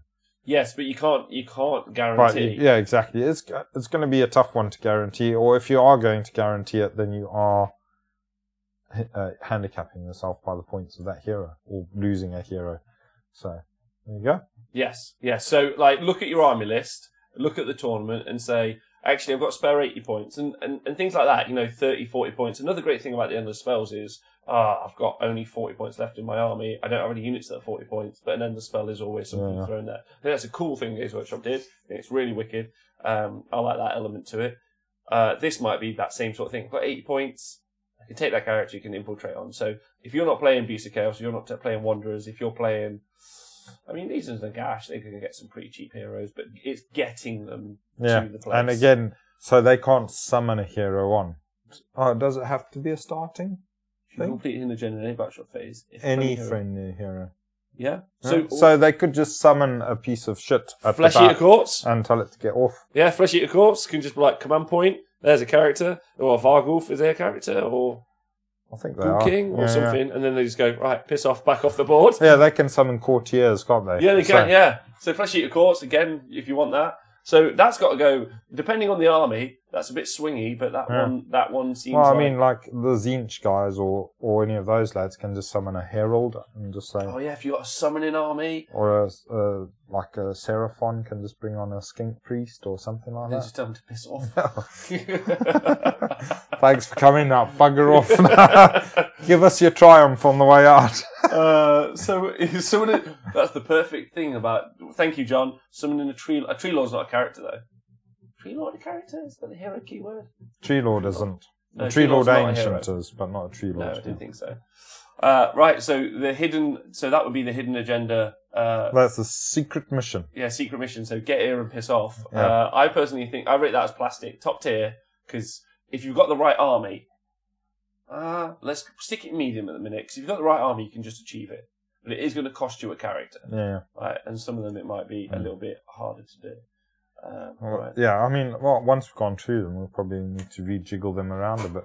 How exciting is it having secondaries, though? We haven't had this since Mo times. Yeah. This is so much fun. The times of Mo. Yeah, I do like having other little things. They're a bit basic to worry about. I would like to have 5 secondaries, but we'll start with 1. No, should be able to pick 3 of them out. Never mind. Anyway, next one, Ancient Heirlooms. Wait, what was that one called? That one was Secret Mission. So, Ancient Heirlooms. You complete this hidden agenda if any friendly heroes with an artifact of power are on the battlefield at the end of the battle. So you've got to have one of your heroes with an artifact of power to survive the game. That one is poop. That is bottom tier, suckable. So, I'll give you a good example. Me and Nathan play. I'm playing Beast of Chaos. Let's just pick that. Yeah, real easy. Nate's playing whatever he wants to play. Dispossess is kicking my face in. No problem. But I've got my character. He's popped off. Yeah, I've still achieved my mission. Yeah, cool. I've still got my secret mission, even though I died. I lost the game. Right, nice. So now I win. Let's say I win 4 games at the tournament, and I do all 5 of my missions. Everyone else who won 4, I'm beating them. Everyone else who won 4 games, but has only done a few objectives. I'm coming the top of that bracket, so that's really great. I'm excited. If, in the other way round, in this one, if Nathan kicks my dick in and kills all my dudes, that also means not only am I losing the game, I'm also losing my fellow with the artifact power. More than likely, is my point. Yeah, but then you do know that once you get to a certain point, you know that you're losing the game, so then you just run away with that bastard and hide in a corner somewhere. That relies on... He's in, a good example would be taking the Maw Crusher and giving him the Ethereal Gem, or a Vampire Lord Zombie Dragon with the Ethereal Gem. Giving him that item means you throw him into fights, you do stuff. And I mean, you'd like him to just survive to the end of the game, right? But if he eventually dies or goes down, that's fine. Yeah. This gives you a cost analysis benefit for just having that character. I guess so. I mean, it does also double down also on the scenario duality, is it? Where they've got, where it's only heroes that have got artifacts and wizards that can claim. So you're going to be wanting those guys to survive anyway. Agreed. You definitely, but then they're also going to be target fucking. Yeah, they're going to have big targets painted on them. But but you're doubling down on that. So if you think you've got a good plan for making your dude, I can't think off the top of my head. I think it's very army-less dependent, this one. Maybe. Because, if you've got, a Nagash list. Yeah, but then you don't have an artifact exactly. Power. So then you're not going to take this, are you, really? Maybe on a Great Unclaimed, right? Who's got, the Endless Gift or the Wither Stave or something. Yeah. Something that's just, or if you're building, a healing build, which I can't really think of, you know. Or like that one that you've just said, that Nurgle one with the Witherstave. Yeah. But then you still, the Witherstave is even like those guys kind of, I don't know. Like, yes, if you, I think if you play your list a load of times and you keep finding that this dude keeps surviving, then you may as well fucking start picking this thing. Yes, but my point is, let's just take it to the penultimate. Yeah, if you lose all your dudes, that's gonna always include your guy with the artifact. Yeah. But if I play one of the other secret missions where it doesn't require me to keep all my dudes on the board to get the mission, that other mission is superior. Because in that situation, I can lose all my dudes, but still get the mission. With this particular secret agenda, or whatever it's called, I forget, you can lose all your dudes and lose the mission. So I think it's a doubling down on losing, as opposed to like splitting the difference. Yeah. So I think it's worse. That's a very pessimistic way of looking at life.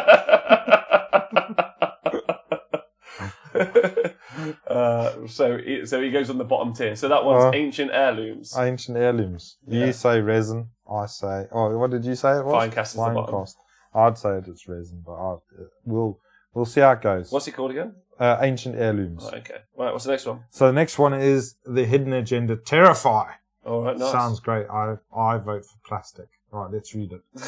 You immediately complete the hidden agenda if an enemy unit is destroyed as the result of failing a battle shock test. No, that's quite situational. Very situational. That gets Finecast. I'm so sorry, but you're getting a Finecast rating. Do you want to tell people why? I'm sure we both agree. Well, it's quite hard to guarantee that you're going to achieve that. I mean, you can just have whole armies that are immune to battle shock. Yeah, there are armies that are immune to battle shock. It's true. There's that as well. Those flags and things that make stuff. And then, and also quite often you'll just wipe dudes out and nobody runs away because they're all dead. Yeah. It's really hard. It's really hard to produce. Yeah, like it's dependent on that. And it's depending on, again, if we talk about High War Boss, Pedro, if we're talking about the first... But I mean, if you come up... I mean, because you can pick these things at the start of the game. If you come up against a Moon Clan army, then you might say, well... Those guys look like they're terrifying. But it's matchup dependent, right? Yeah. It's matchup dependent, which you can't guarantee at a tournament. Therefore, because with the first instance, I control my own army list. You turn up with 12 of these cards. I mean, if you decide, 5 tournaments, I'm never going to play this. But suddenly, one tournament, I come up against this army that looks really skittish. You pick at the start of each game. No, you pick. Yeah. Oh dear. Yeah. I guess it depends. I guess that one depends on the opponent's army, I guess. Yeah. Like, if they've got a bunch of stuff you think so, you can battle shock. After both armies have been set up, but before the battle begins, you pick one of them. Alright, okay. And then you inscribe it on the arse of your firstborn child. I think, like you said, still not accidentally wiping them out is a thing. I do think it's more difficult to achieve than either of the previous two. So therefore it goes at the bottom. In some matchups, it is something that you could decide on. Right, next one, hidden agenda, invade. You complete this hidden agenda if a friendly unit with 3 or more models is wholly within your opponent's territory at the end of the battle. Okay, so like that's really good for deep striking armies like Stormcast, summoning armies, high mobility armies. I mean, summoning armies, that one's great. If you're talking about the Beast of Chaos summoning ability. But, I mean, it's the same as the Ancient Heirlooms. If your armies get wiped out, then you're not going to have the chance to do that, are you? You're right. Complete the sin agenda, friendly unit within 3. Yeah, so it goes to the bottom. At the end of the... Yeah. Yeah, so it goes to the bottom. What's that one called? Invade. Get out, invade. Unless you've got... there's stuff you can keep off the board till the last turn. No, you can't. No, you can. Some armies you can. The Kenrian Heart Renders. Yeah. Yeah, that could be the unit to do it. But then that also means that you have to guarantee you're not fighting a shooting army, and that they don't get to go last on the last turn, and then just shoot them the fuck off. So it still goes to the bottom. There might be units that can do it, and if you disagree with us, tweet us, Facebook us, message us. There we go. Then you got hidden agenda Seize. If you complete this hidden agenda. To complete this hidden agenda, if you control more objectives than your opponent at the end of the battle, the hidden agenda cannot be completed if there are no objectives. If you control more objectives than your opponent at the end of the battle. Again, that one goes to that goes to the bottom of the pile because it really requires me to be winning the game to then be doing the agenda. I think a lot of them are going to be requiring. But that's why I was going to talk about the tiering system. One of them might just be do something real simple like get the character off, at which point you just go, "This is my." I mean, that's simple for some armies, but for other armies, it's virtually impossible. Which I agree with. I mean, we haven't read them all, and maybe once we've read them all, let's go back through it. But for me, anything that requires me to be winning the game and doing the agenda has to go at the bottom of the pile first, and then we'll come back to it. Fair enough. So that's C's, right? Yeah, I mean, that's the one that I probably will never go for, because quite often my armies are all dead at the end of the game. But we've got all the gold. So much gold. We've got loads of gold. All right. What's up next, right, buddy? so then you've got Hidden Agenda Defend. You complete this hidden agenda if there are no enemy units wholly within your territory at the end of the battle. Tonky, thanks for subscribing. Massively appreciate it, as it helps us run the show, so that's wonderful of you. And you can always subscribe to the show with Twitch Prime. If you've got Amazon Prime, you can just get a free subscription to the show. It costs you nothing, gets us like 80p, which we really appreciate. Same thing, Nath. You complete this hidden agenda if there are no enemy units wholly within your territory at the end of the battle. And if you're losing, guess where the enemy units are going to be? All over your... All over your butthole. Yes, so that's defend goes to the bottom of the pile also. Yeah. Alright, then you got the hidden agenda Slay. You complete this hidden agenda if the hero with the highest points value from your opponent's starting army has been slain at the end of the battle. If two or more heroes are eligible, can slay any of them. That one gets like a medium. I don't know, like, you know that old tactic about battling the gash? It's like, which isn't as relevant anymore because you can cast a lot more spells and is generally a little bit harder, especially if you're playing in the realms, was always just ignoring the gash. Just kill the rest of the army and you're normally in a safe place. In this one, you'd have to kill him. Yeah, in this one, you'd have to kill him. So that'd be tough. But then, you know, if you're playing Night Goblins, it's like, and you've got like 4 ballistas, it's like, fuck off, little goblin, you're dead. Yeah. Right? It's not funny, but it is. Or you might, or what would be really cool, you might design an army around this. So you might take the sword from the Realm of Death, which is... From the Realm of Shadow. Realm of Shadow, sorry. Yeah. That does D6 mortal wounds on hit rolls of a 6 against heroes. Yeah. Sword of Justice. Sword of Justice, thank you. So you might take that, and you might put that on like things like the Tenebral Shard, yeah? Or Assassins. And you might just be out there, just like hero hunting. Like if you're building an Eshin army, you probably don't want to win the tournament anyway. But like, but you might be like that's my plan. I'm going to stick an assassin in there, and I'm just going to be going for that slay agenda, and that is awesome because you might be like, you know, you might say, I'm going to be the top assassin in Age of Sigmar. That's my thing. I just assassinate units.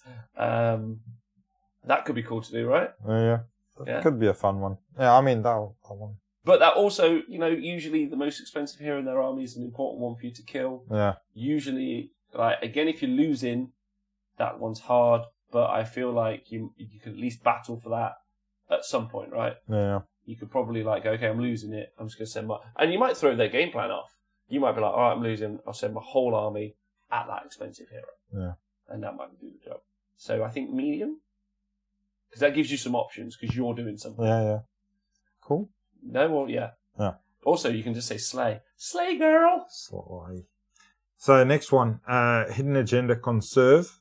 Mm-hmm. So, you complete this hidden agenda if at least 1/3 of the units from your starting army, rounding up, have not been destroyed and are on the battlefield at the end of the battle.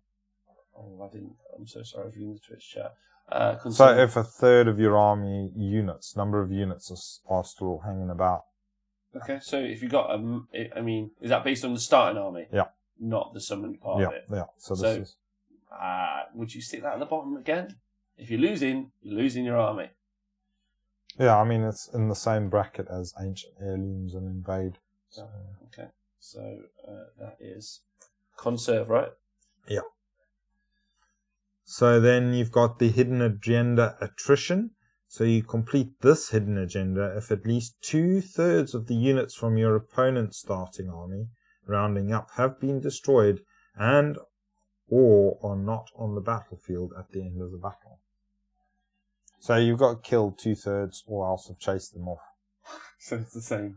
It's conserve or attrition, but it's the same. Or, if you're losing, you ain't winning. Or deny them entrance to the battlefield. I mean, so you complete endurance for at least 2/3 of the units from your opponent's army. I mean, that might be an incredibly easy one because they might have like 5 units. Yeah, I mean, looking at, again, it's matchup dependent. Yes. They might have loads of chaff, like loads of little chaff units, and then a couple of like big Death Stars. You kill loads of the chaff units, but then you don't get to kill the Death Stars. But the number of units you've killed 2/3, haven't you? So yeah, matchup dependent. Again. Matchup dependent on that one. I think a lot of them are matchup dependent. You do have to look at your opponent's army and think, they're going to run away. I can probably use the scare them off one. The difficult to achieve ones are matchup dependent, though. Not difficult to achieve, but like when it is matchup dependent, you have to have that's why I wanted to tier them, and then maybe the other way to go through it after this is just to go right, terrify. I mean, Moonclan are a good option for that, right? Like, whereas attrition or conserve, where you want to keep your units alive, maybe, taking those plague bearer blocks, that's the sort of army that you could look at, giving sort of ideas about what to take and where. But so far, there are there's one, the Secret Missions and Slay, that require only your army to do a thing, necessarily. I mean, maybe not Slay. Secret Missions requires just your army to do it, right? Which some armies can do, but then some armies can't. So again, the matchup dependent, but then the matchup being what you've got. I mean, if you turn up with a bunch of dudes that just sit back on your side of the board and shoot away, you're never going to be able to do that secret mission one, are you? Couldn't agree more. So then we've got the hidden agenda is Line Breaker. So you complete this hidden agenda if all of the battle line units from your opponent's starting army have been destroyed at the end of the battle, and at least one friendly battle line unit is on the battlefield at the end of the battle. Line breaker. Line breakers going. So you got to table your opponent, basically, and then keep some of your stuff alive. Yeah. We might have to. I know, but it's only battle line units. Yes. Okay, yeah, got you. No, so it's not table. It's just kill the battle line units again. We might have to go through the bottom tier again. Center ground. You complete the hidden agenda if you control the objective closest to the center of the battlefield at the end of the battle. If more than one objective is eligible, control at least half of them rounded up. Count heroes as 10 models when determining control and objective of this agenda. So if you have a really hero-heavy army, that's out there smashing face, and I'm thinking of you, Vampire Lord and Zombie Dragon, Prince Vordry, because they're quite, or Stonehorns, although Stonehorns are normally being thrown into a fight. Marathi's being thrown into a fight. Yeah, but she tends to survive battles. I think, again, it's a case of if you find that your army has heroes that do survive and tend to end up in the middle of a board.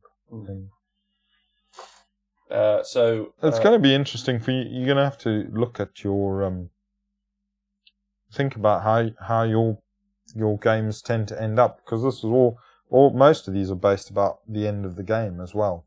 So if your games tend to end up with you,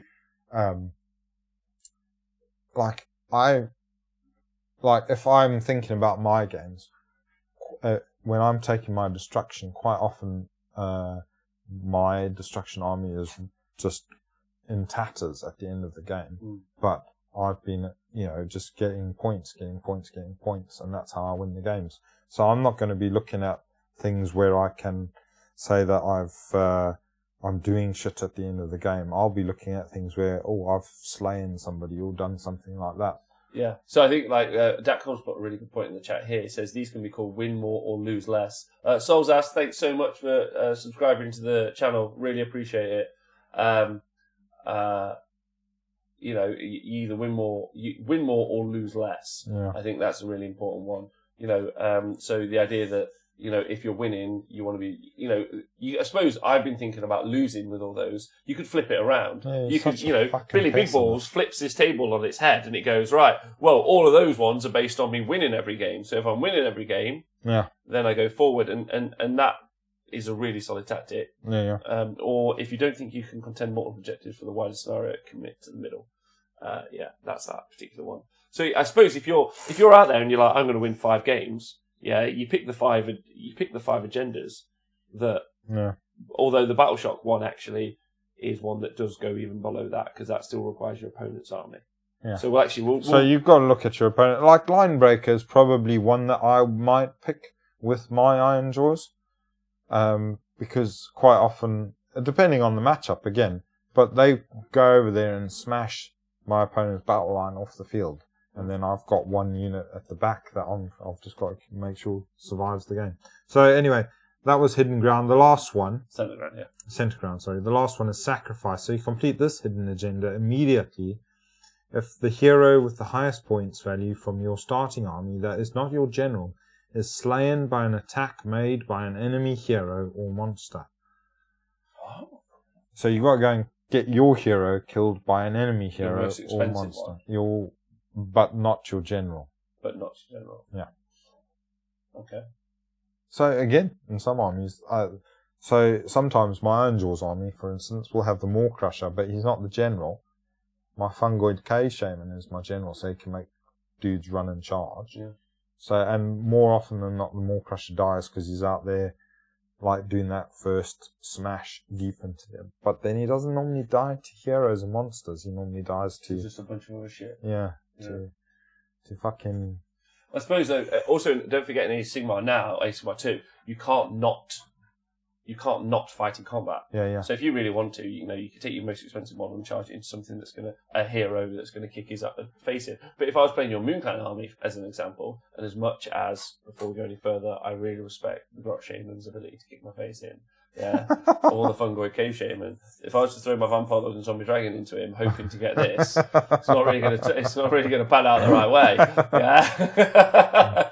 It's going to be, it's so matchup. I mean, but then on the reverse side of that, suddenly I've got an army where all my characters are shamans and Grot war bosses, all with 4 wounds, and so my most expensive one is a war boss with 4 wounds. I'm going to be like, charge! Into a hero or monster. Into that fucking mammoth. And I'm going to have him, and then he's going to have me and give me some points. Yeah, well, it's a hero or monster. It's a hero or monster. Yeah, exactly. That's why I'm charging this guy with my... And that would be really cool if you've got a character, or it might give some life to some characters. We need to check some war scrolls that when they die, they do something. Like when they die, they explode or they do something. I don't think there are many war scrolls. I'd probably, in my head, know them. But how many points is Scar? Scar Bloodwrath, 80 points. So he's not my too cheap. He's too cheap. He has to be your most expensive hero. But wait, is it immediately for the hero from the highest points value from your starting army? So you can't even summon one in. All right. Well, sacrifice. I think. For some armies that's not a bad one. So for a Grot army, that's not a bad one at all. Because if you just charge, all your characters are about the same number of points, so you just charge one into something that's bound to kill them. So currently I have everything on the bottom tier apart from 2. Yeah, because that's all of them, right? So let me talk about them, and then maybe let's reapproach it again. Let's have a look and think. So the 2 I've got are Slay and Secret Missions. Yeah. Right, and the reason is because Slay... Secret Mission isn't matchup dependent. Secret Mission is army building dependent. Yeah, exactly. So it's the same. I think... It's not the same, it's different. No, well, it's basically the same. So the matchup dependent one relies on on the army list that's across the table, and then this one relies on the army list. So it's army list dependent. Yes, but what I mean is I can out of all of them, I can control one of those hidden agendas. Yeah, if you take a certain type of army. That's my point. That's why for me it's the standout hidden agenda. So, but would you take that with the Legion of Azkor? No, no. With my current build, because I've got Scar Bloodwrath in, 100%. Because he dies, on a 4+, I bring him up, I put him at the edge of the board, I take him off, he's off the board, which means he's dead, and on 4+, I bring him back next hit battle shot phase. All day long. I'm going to be taken out with Scar Bloodwrath till the end of fucking time. Yeah. True enough. But would you take him would you take that if you were playing with my dispossessed list? Absolutely not. Hold on. Even Monster 66 just subscribed with Twitch Prime. Super thank you. And Dr. Vulcan, thank you. So a whole bunch of people joining the show and being subscribers. Really appreciate that because it helps us run the show loads. So, I mean, there are some, if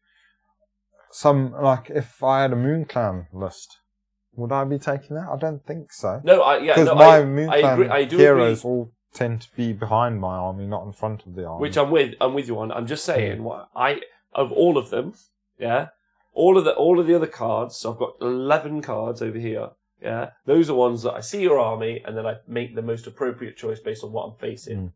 However, this one card, I can just say to myself, do you know what? For no real thought, depending on which army I have, and quite a few armies have access to it, I just go, I'm going to have that. Cool. Do the thing. Right. I'm done. Yeah. That's my point. That's why, to me, depending on which army you play, that one's superior. Yeah. Or useless. All useless. Absolutely. Which I think is quite a good thing about this list, is that we've got them all in the same level. So I would,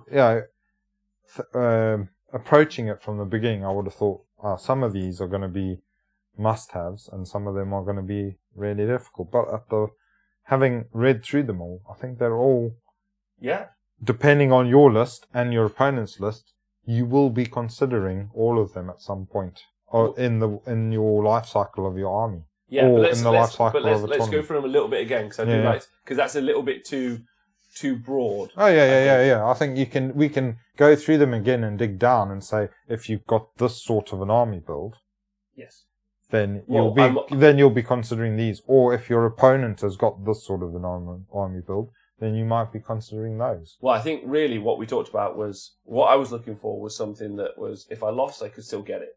Yeah. And for me, that's where I feel really happy with Secret Mission and Slay. And because Slay is the other one, is you complete this hidden agenda if a hero with the highest points value from your opponent's army has been killed. Yeah, that one again seems like one I can more, especially if I had a really shooty army. Is one that I can almost wait. Is the hero? Yeah, it didn't have to do it with your hero, right? Is one that I can achieve myself. Yeah, depending on what heroes I've got. Yeah, I mean, but if they're all 80-point heroes, fine. If they're Nagash, maybe I still want to take Nagash down, right? So, agreed. There is there's the Grot War Boss, toughest model in the game, Nagash, biggest pussy in the game, and then that's your sliding scale, right? Yeah. But that one seems like I could also build my list around just going, right, I'm just going to pop that guy now, that's my thing. So those are the two for me that if I'm losing, I can still do something about it. Again, depending on my army, but giving myself those options. So what if I'm winning? Let's go through the list again like we're winning. Okay, well, yeah. Yeah? Right, I mean, for me, an army, so if I'm taking Iron Jaws and I lose half of my games or whatever, I would still look at Linebreaker as one. Because more often than not, I am wiping out the opponent's battle line. Right. And then, if I really needed to, I probably could run around with a unit of Gorgrunters at the back, dodging and weaving, and survive the game. So Linebreaker? So you complete an agenda if all of the battle line units from your opponent's starting army have been destroyed at the end of the battle, and at least one friendly battle line unit in the battlefield. See, that for me is, even if I'm winning, is a tough one, because that requires that's two things. I have to kill their battle line units, and in the final turns, not the scary monster that potentially clears off my little battle line unit or something. I've got to go find those skinks or whatever it might be, and just nail them off the objective. Because not everyone uses their battle line as their hammers, right? Some people use them as just like little 10-man squads or something. And it also requires, it's got two components. It also requires me keeping a battle line unit alive. So even if I'm winning, I'm not into that. Whereas something like attrition, you complete this hidden agenda if at least 2/3 of the units from your opponent's starting army have been destroyed and are not on the battlefield at the end of the attrition. Seems like I'm winning. Attrition's just that one you put down and you go, right, I'm going to fucking table you. Attrition's my choice. Yeah, I do think attrition is probably one of the more easier ones, because more often than not, especially at the moment with it being so high combat and everything, more often than not, a lot of armies are get smacked about because people are going after kill points a lot and that sort of stuff. So they are piling into each other. You do tend to lose a lot of your army anyway.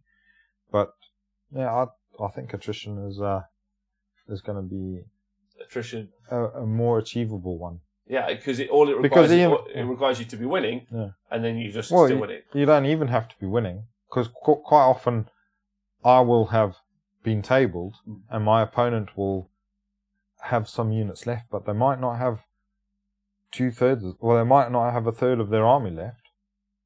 Yeah. They might only have 1/4 of their army left. Yes. So, yeah. I think so. I think attrition actually goes quite high. Yeah. I do think it's quite achievable. Depending on winning. So it's interesting. We've got like 2 versions of the list because we've got like win less or lose more. And that's really interesting. So yeah, attrition. Whereas conserve, again, even if I'm winning, I can't guarantee I can keep my guys alive to conserve. Yeah.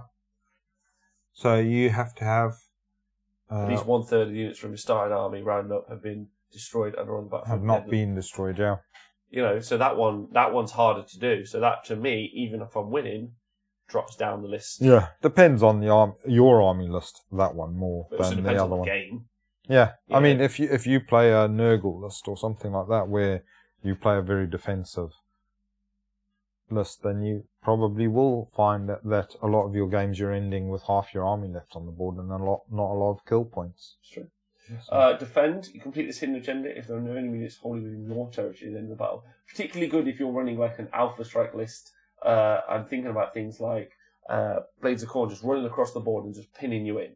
Yeah. Iron Jaws units that have got like battalions that just can run across the board and just charge on the first turn, and then they just don't let you. But then there are enough armies in the game that can summon, and we're going to be in a Beast of Chaos game soon where people can infiltrate or summon on that last little unit into your deployment zone and you can't get rid of them. Yeah. So I'd still say even if you're winning, defend's still tough to do. Tough. It is very tough against some armies. Yeah. Definitely. So defend goes down the list, in my opinion, if you're winning. Yeah. Siege, you complete this hidden agenda if you control more objects than your opponent at the end of the battle. This hidden agenda cannot be completed. So for me, that's like medium if I'm winning. Because I might have racked up points mid-game. Yeah.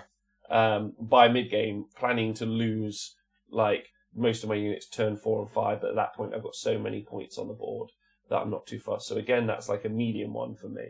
That doesn't necessarily, if I'm winning big. I think attrition really stands out to me. Yeah, attrition is good. I think C's can be good. I think these cards are making you going to have to think about how you think the game will progress. Yes. And how you think. Again, I'll just repeat that a lot of these are going to be about the end of the game. So it's how you see the game. You're going to have to do a bit of fortune telling and think about how you think the game is going to end up. Are you going to end up in tatters and bug it up, or are you going to be slow to start, let them come at you, and then you grind them down and then push them back, in which case you're looking at stuff like C's. So yeah. I do think you will be making some decisions, but like and maybe we can talk about them in the future, but really these are going to be great things to stick into the workbook, Nate. And for you to just like you've got your army, and then you just identify a list of the other armies in the game, and then go look at our like spreadsheet and the other stuff, and then just kind of just ask yourself. Because I still like Slay. I still think Slay's really strong if I'm winning. I think Slay and Attrition are really good if I'm winning. They stand out there, like killing that expensive hero, the most expensive hero, and I'm winning the game. Yeah. That stands out to me, because most really expensive heroes are combat characters, right? Like, can we think of a really expensive hero, or like is typically the most expensive hero in an army that isn't a combat character? And even then, like I talked about this. So the big corn dragon, I think, is in the upcoming White Dwarf. So it means it's probably getting a release sometime soon. Yeah. So that's the Forge World corn dragon. And in the Discord chat, we were all having a chat earlier about it, and they were like, I was like, it's going to be rubbish rules wise. It's a beautiful model, but it'll be rubbish rules wise. And they were like, why? Well, I was like, either it's going to be amazing, at which point it's going to cost a lot of points, and then you're not going to have it. You're going to have old Nagash problem where you don't have enough units on the board, yeah, or you have that general monster problem where they do so much as a monster, but they still only have 12 wounds with a 4-up save.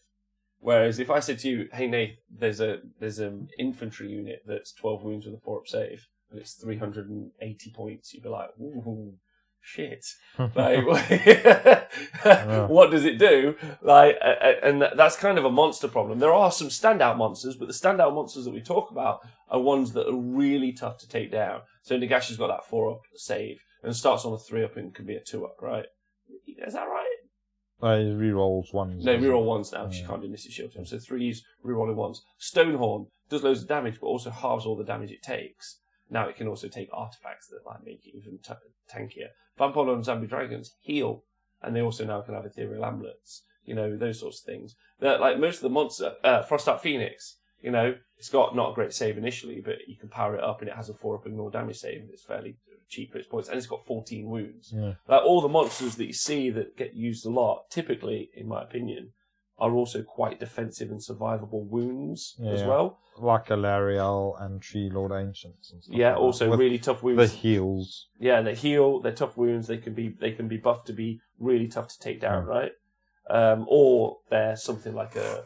Well, you see them much anymore. Lords of Change, but they're more gunboats, aren't they? They're cannons. Yeah. So yeah, I mean, it just depends again on your list. So if you're playing an army like Donor with a flying Stonehorn, then you're going to be like, yeah, Slayer's cool. I can fly across the board, look Alariel in the eye, and then put a Stonehorn through her. And yeah, I've got an extra little greasy bonus for doing that. Yeah. I couldn't agree more. I just think, I think some are going to be easier to achieve than others, right? And I do agree, it's all matchup dependent. But Slay for me is just, that's the one. Like Slay and Attrition, if I'm winning, feel like two that I really want to be like looking at, or like I want to like. I mean, really, I turn up to the board in my opinion. So let's say I'm not a Beast of Chaos player. Yeah, with secret mission. Let's pretend I'm not that guy. Yeah, and let's just be, I turn up to the board. I have Slay out as my hidden agenda every time. Yeah, and then I look across the board and I go, right, you got Nagash. Okay, maybe it's something else. Okay, so the first game of your tournament, you're against some chump. Yeah, and then the second game, you're against the chump's brother. The third game, his sister, because she's better than both them chumps. Yeah. And then day 2, now you're playing the sharp end of the. So which two have you saved for those last 2 games? Because you want the easier ones for those last 2. Slay and Attrition. Yeah. Yeah, I'm saving them. And like, and you can mix and match, right? Because like, I don't know, like look at Legions. But those are the 2 games that you're more likely to lose than the first 3. And so you've just said that those 2 are the ones that you want to double down on your winning. Yes, I do want to double down on my winning there, like in a big way. I think so you're saying you protect your last game as your tactic. So what did we say that our last? Well, there's nothing you can protect apart from secret mission. So for you, with your Scar Bloodwrath secret mission agenda, I think that's a really nice little thing. I would save that for game 5 because that's the game you're most likely to lose, and so then you're going to get some points out of it anyway. Also, yeah, I guess so. That's a good point. And then maybe the first few are the ones where you like, well, these are the ones, if I'm going to be winning, these are the ones I want to be playing because I'm going to just double down on the winning.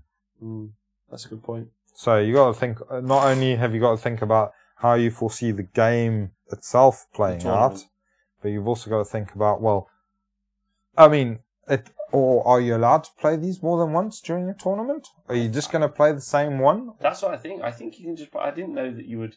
Or hey, AOS coach. Once you've played them, do you have to? So let's go back to the top. I mean, it doesn't say that at the top. It doesn't say that. Once if you complete your hidden agenda, then you can roll the triumph table.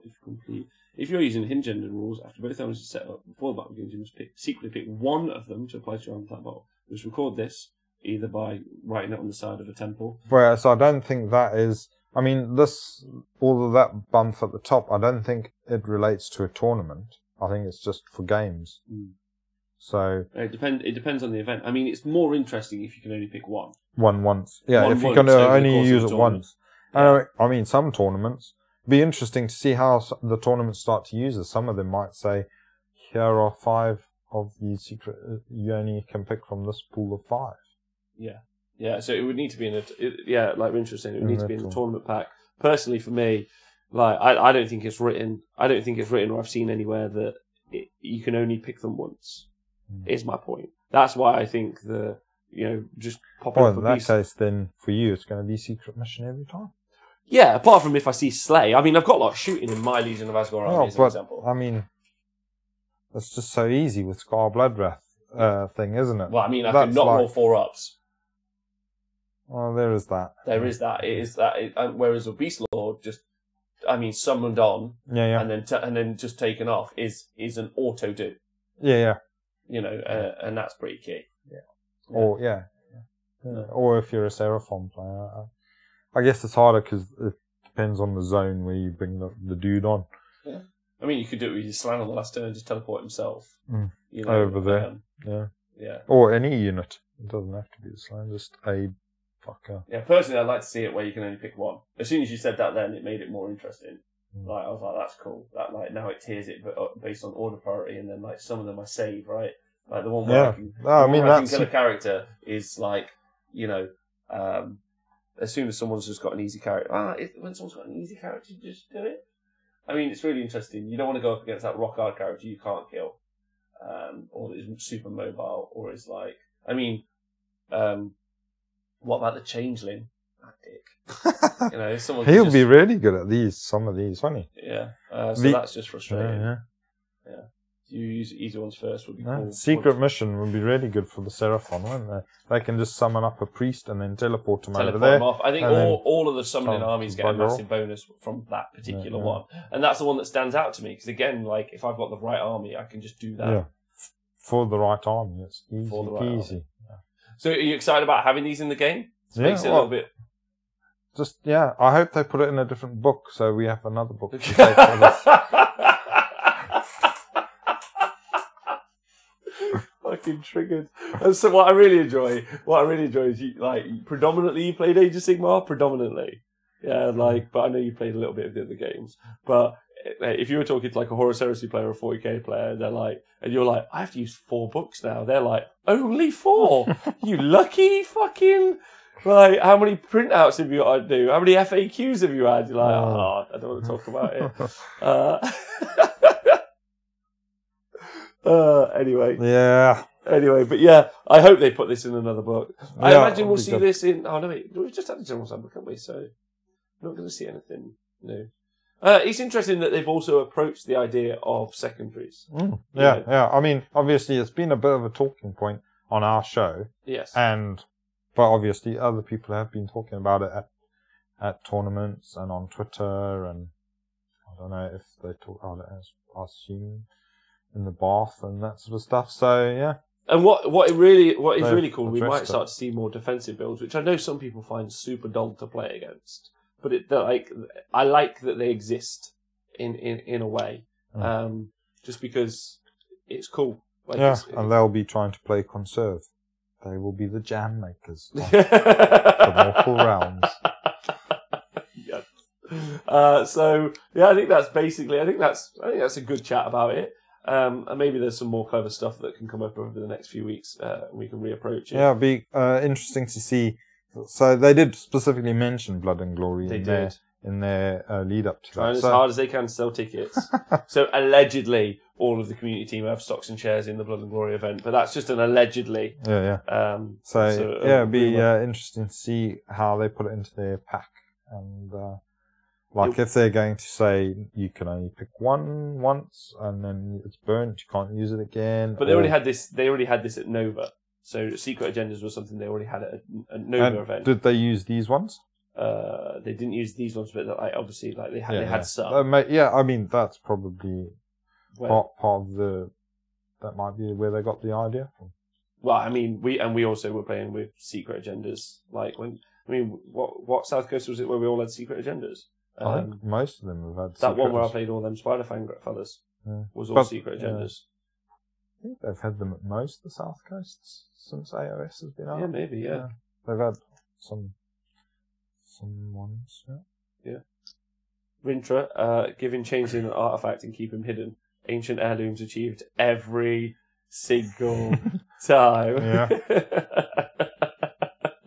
All right, okay. That's a good one. All right, yeah, like, just really excited. If you've got any thoughts or feelings, thoughts and prayers, then please drop us to our Facebook, Twitter, or just anywhere, you know, like, we're really up for a healthy chat about stuff. Yeah, just put it in the same place that you keep your hidden agenda. Yeah, yeah. Also, and also jump into our Discord because it's going to be worth the chat about it and all those different things, and might be you know, just jump in there. There's a good group of guys who love talking about things. Nathan, finally, Slanesh Demons coming out. Big boobies. You excited? Not excited? Yeah, I like boobies. I do cannot like lie. boobies. What's your favourite type of boob? Favourite type of boob? Mm-hmm. I don't understand the question. The one that I've got a hold of. See, you know when you're talking to a girl, yeah, and the girl goes, "Oh, I haven't got great boobs," and I'm like, "See, your problem is you've said you've got boobs, so They're great. So they're great. They're automatically great. As long as I've got a hold of them, they're great." What's your favourite type of boob? The one in my hands or mouth. Anyone else in the Twitch chat? Favourite type of boob? I think that's a pretty universal statement that men really get, and I think that's you know, women are from Venus, men are from Mars. I don't think people fully appreciate. So boobs on models, though, yes or no? Yes. Not runway models. Or Instagram well, models. they can have them as well. I mean, they do, Yeah. but as in miniatures. Yeah, that's cool. That's cool. Something else to paint. I mean, my war chanter's got a great set of knockers. I mean, and the troll hag has already got the Troggoth hag. Oh my word! That princess. If you're talking about quality boobage, that's my thing. I'm excited about the Celestial Demons, but are they going to be a Troggoth princess? I doubt it. No. I'm a girl and I appreciate a good set of boobies. That's good. And do women talk about what their favourite penis is? I guarantee that they do.